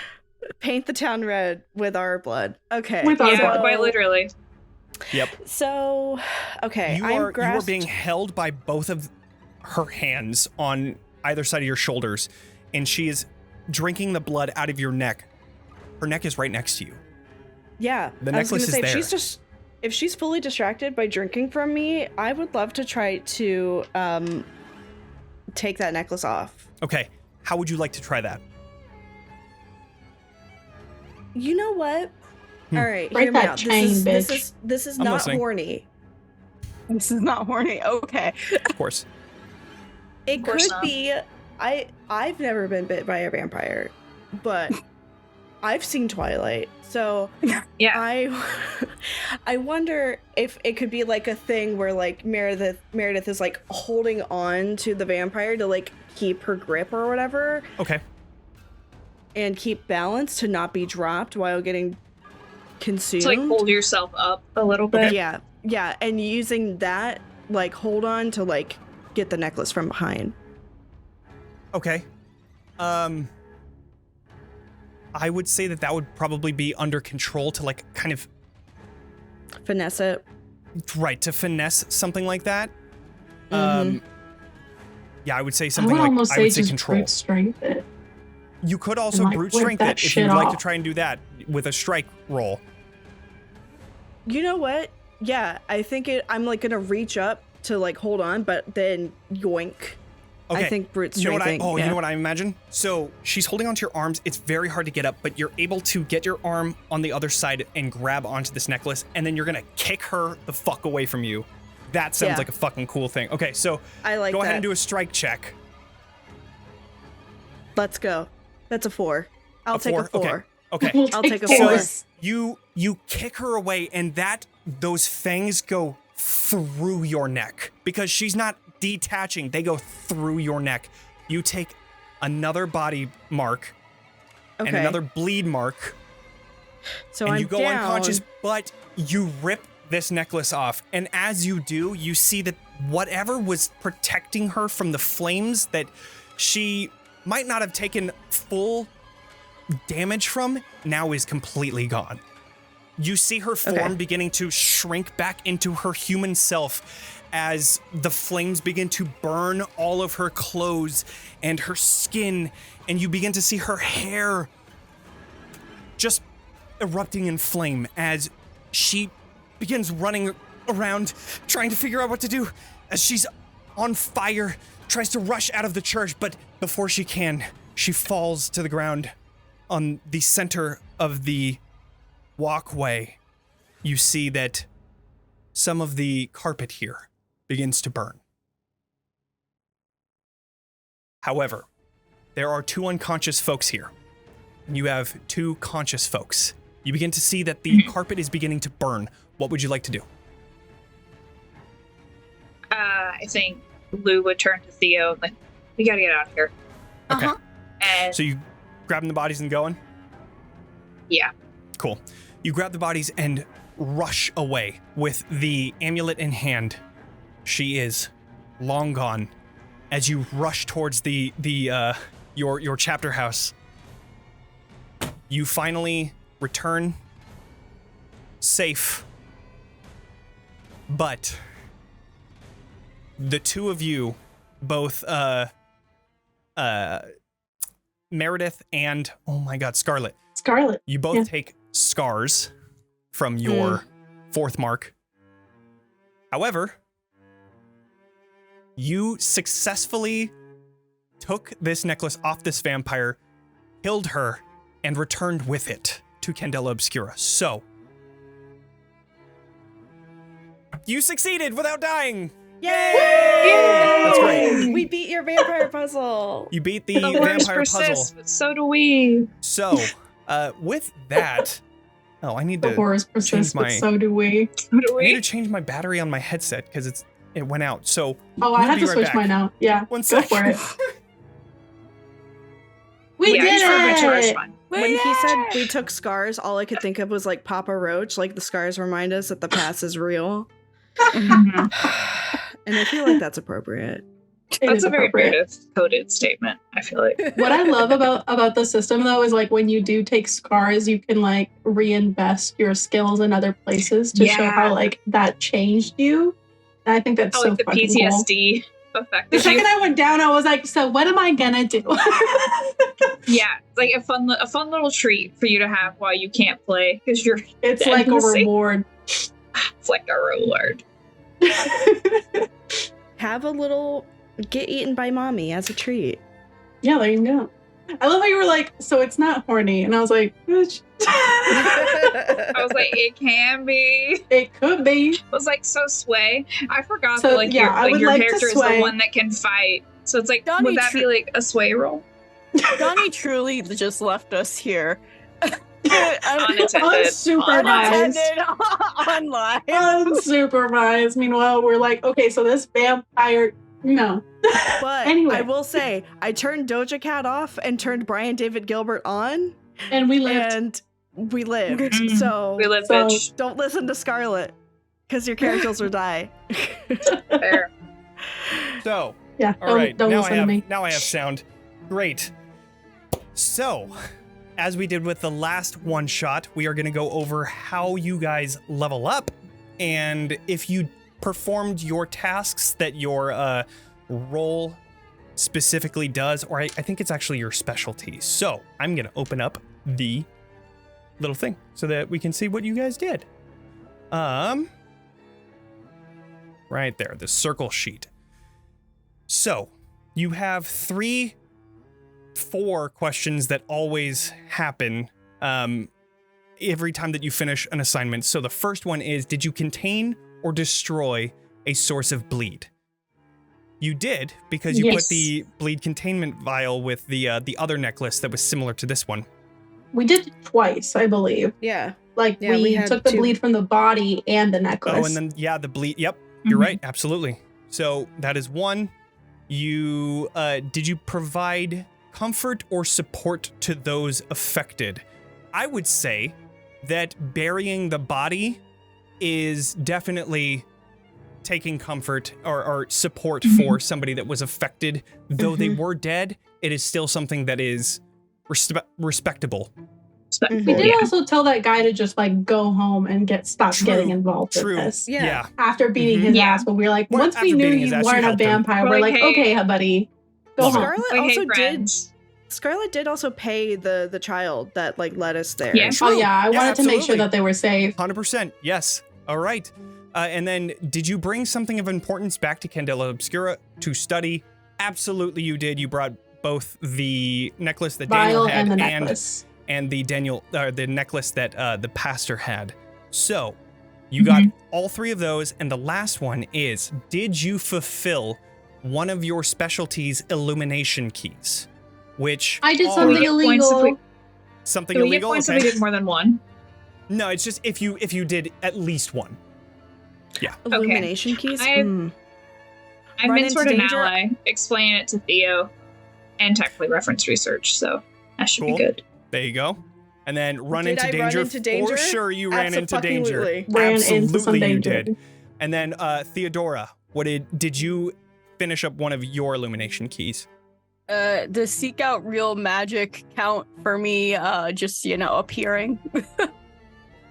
Seeking out real magic. Or perform a trick. Perform a trick. You did perform Absolutely, tricks. Yes, you did you that. did. Absolutely, I'm very you did good that. at tricks. 100%. That, yeah, check that box. So that would mean that you guys got a full 7 points, which means that you hit a milestone, which then means Yay. that you level up, which is great. Yay! Go circle of the However, lost and since it's found. a one shot, the way that it works, yes, the Circle of the Lost and Found brings back all of the bleed items that Lost. you had gathered during this time, including, oh, actually, that's right, you also brought back that vial, so that counts as well. But yes, you successfully completed the assignment, albeit a few scars were had. But yeah, that is it. Congrats, guys, you did This it. was Woo! so fun! Yay! That was That very was fun. awesome. Cool. Yay! All Oh I my was right. worried God. there for a second. I was like, Same. hey, wait, are we all I gonna was- die? I was sweating for y'all. When you You were- failed again, I was like, no. I was I was waiting for like, that "Who's bitch to gonna come mark over and the make me a point?" fucking Capri Sun. Like, Because oh, I'm just no. lying there. I was at the point where I was just like, we're just simply all gonna die. Theodora showed up, now Yeah. we're just gonna die. Yeah, I straight up thought so. That was close. But I also would like to give each of you a chance to rep your shit. Where can people find you? We'll start with Amber. Yeah, absolutely. Hi, everybody. I'm Amber, also known as The Space Jamber. I'm a 3-time Emmy-nominated TTRPG writer, editor, podcaster, and streamer. You can find me anywhere there's internet at The Space Jamber. So that's going to be Threads. I'm going to be reviving my TikTok here soon. I'm coming off a cancer scare, so I'm debating coming back to my Twitch. We're going to see. I'm going to take it easy because, wow, this has been a really stressful couple weeks. Yeah, fucking bet. Absolutely. Yeah. But to plug things I'm in this week, I'm gonna be over on Roll D5 tomorrow at 7. We're playing puppies! ! Hell yeah. So we're gonna completely switch gears on Love it. the vibe here. Completely different. Yeah. Yeah, for real. So we're Vampire playing puppies.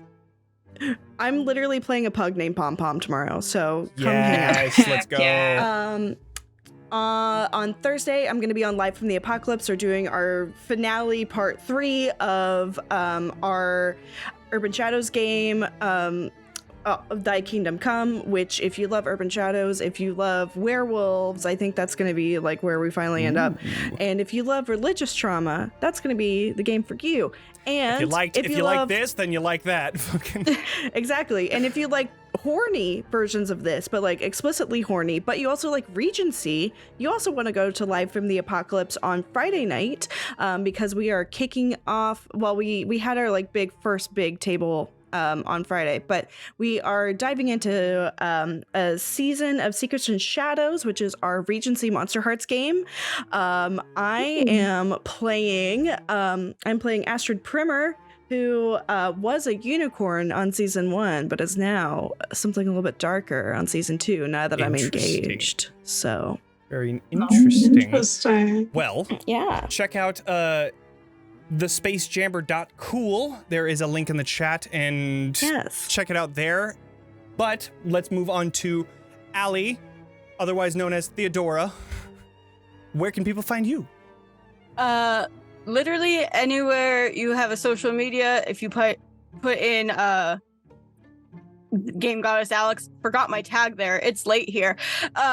If you put in Game Goddess Alex anywhere, I will pop up. That is now my brand. Yay. I run the largest Mutants and Masterminds podcast ever made. Wow. It's Nice. called Dice Drop. It used to be Dice Drop Evolution, but we are getting into our second season, which is going to be no longer Mutants and Masterminds. We're actually moving over to Dragon Age and Fantasy Age. Interesting. We are going to be actually talking about that this Thursday on Green Ronin's stream, where my beautiful face and the rest of Dice Drop will be. Cool. I'm also a graphic designer in the TTRPG gaming space. So if you're like, wow, my logo sucks, I really need it to be professionally done, I do that. And I'm also Hire them. award nominated. Hire them. Award nominated. Award nominated. Which I didn't know before I made that blurb. So Well, there you go. Heck yeah. I'll just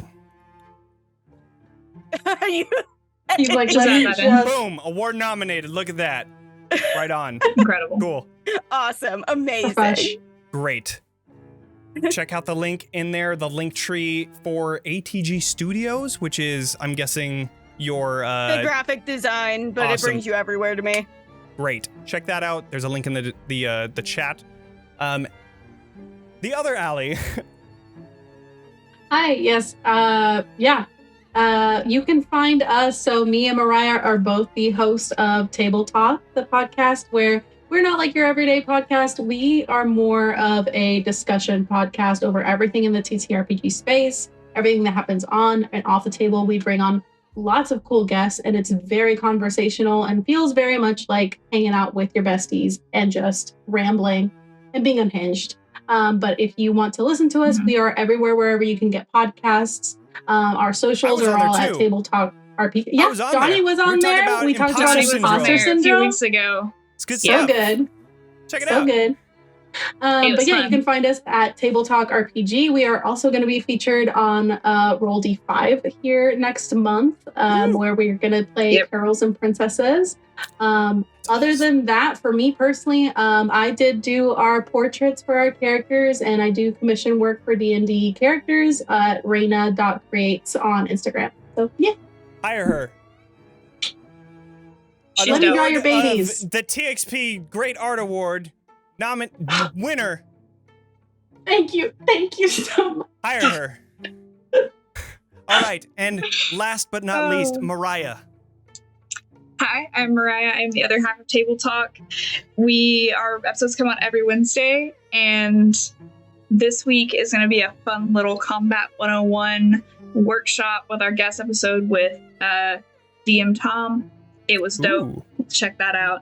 I learned so much. There's so many good ideas in there. Genuinely, because like we are both roleplay hoes and not like we avoid math like the plague because we're marketing girlies and we're like that's not our skill.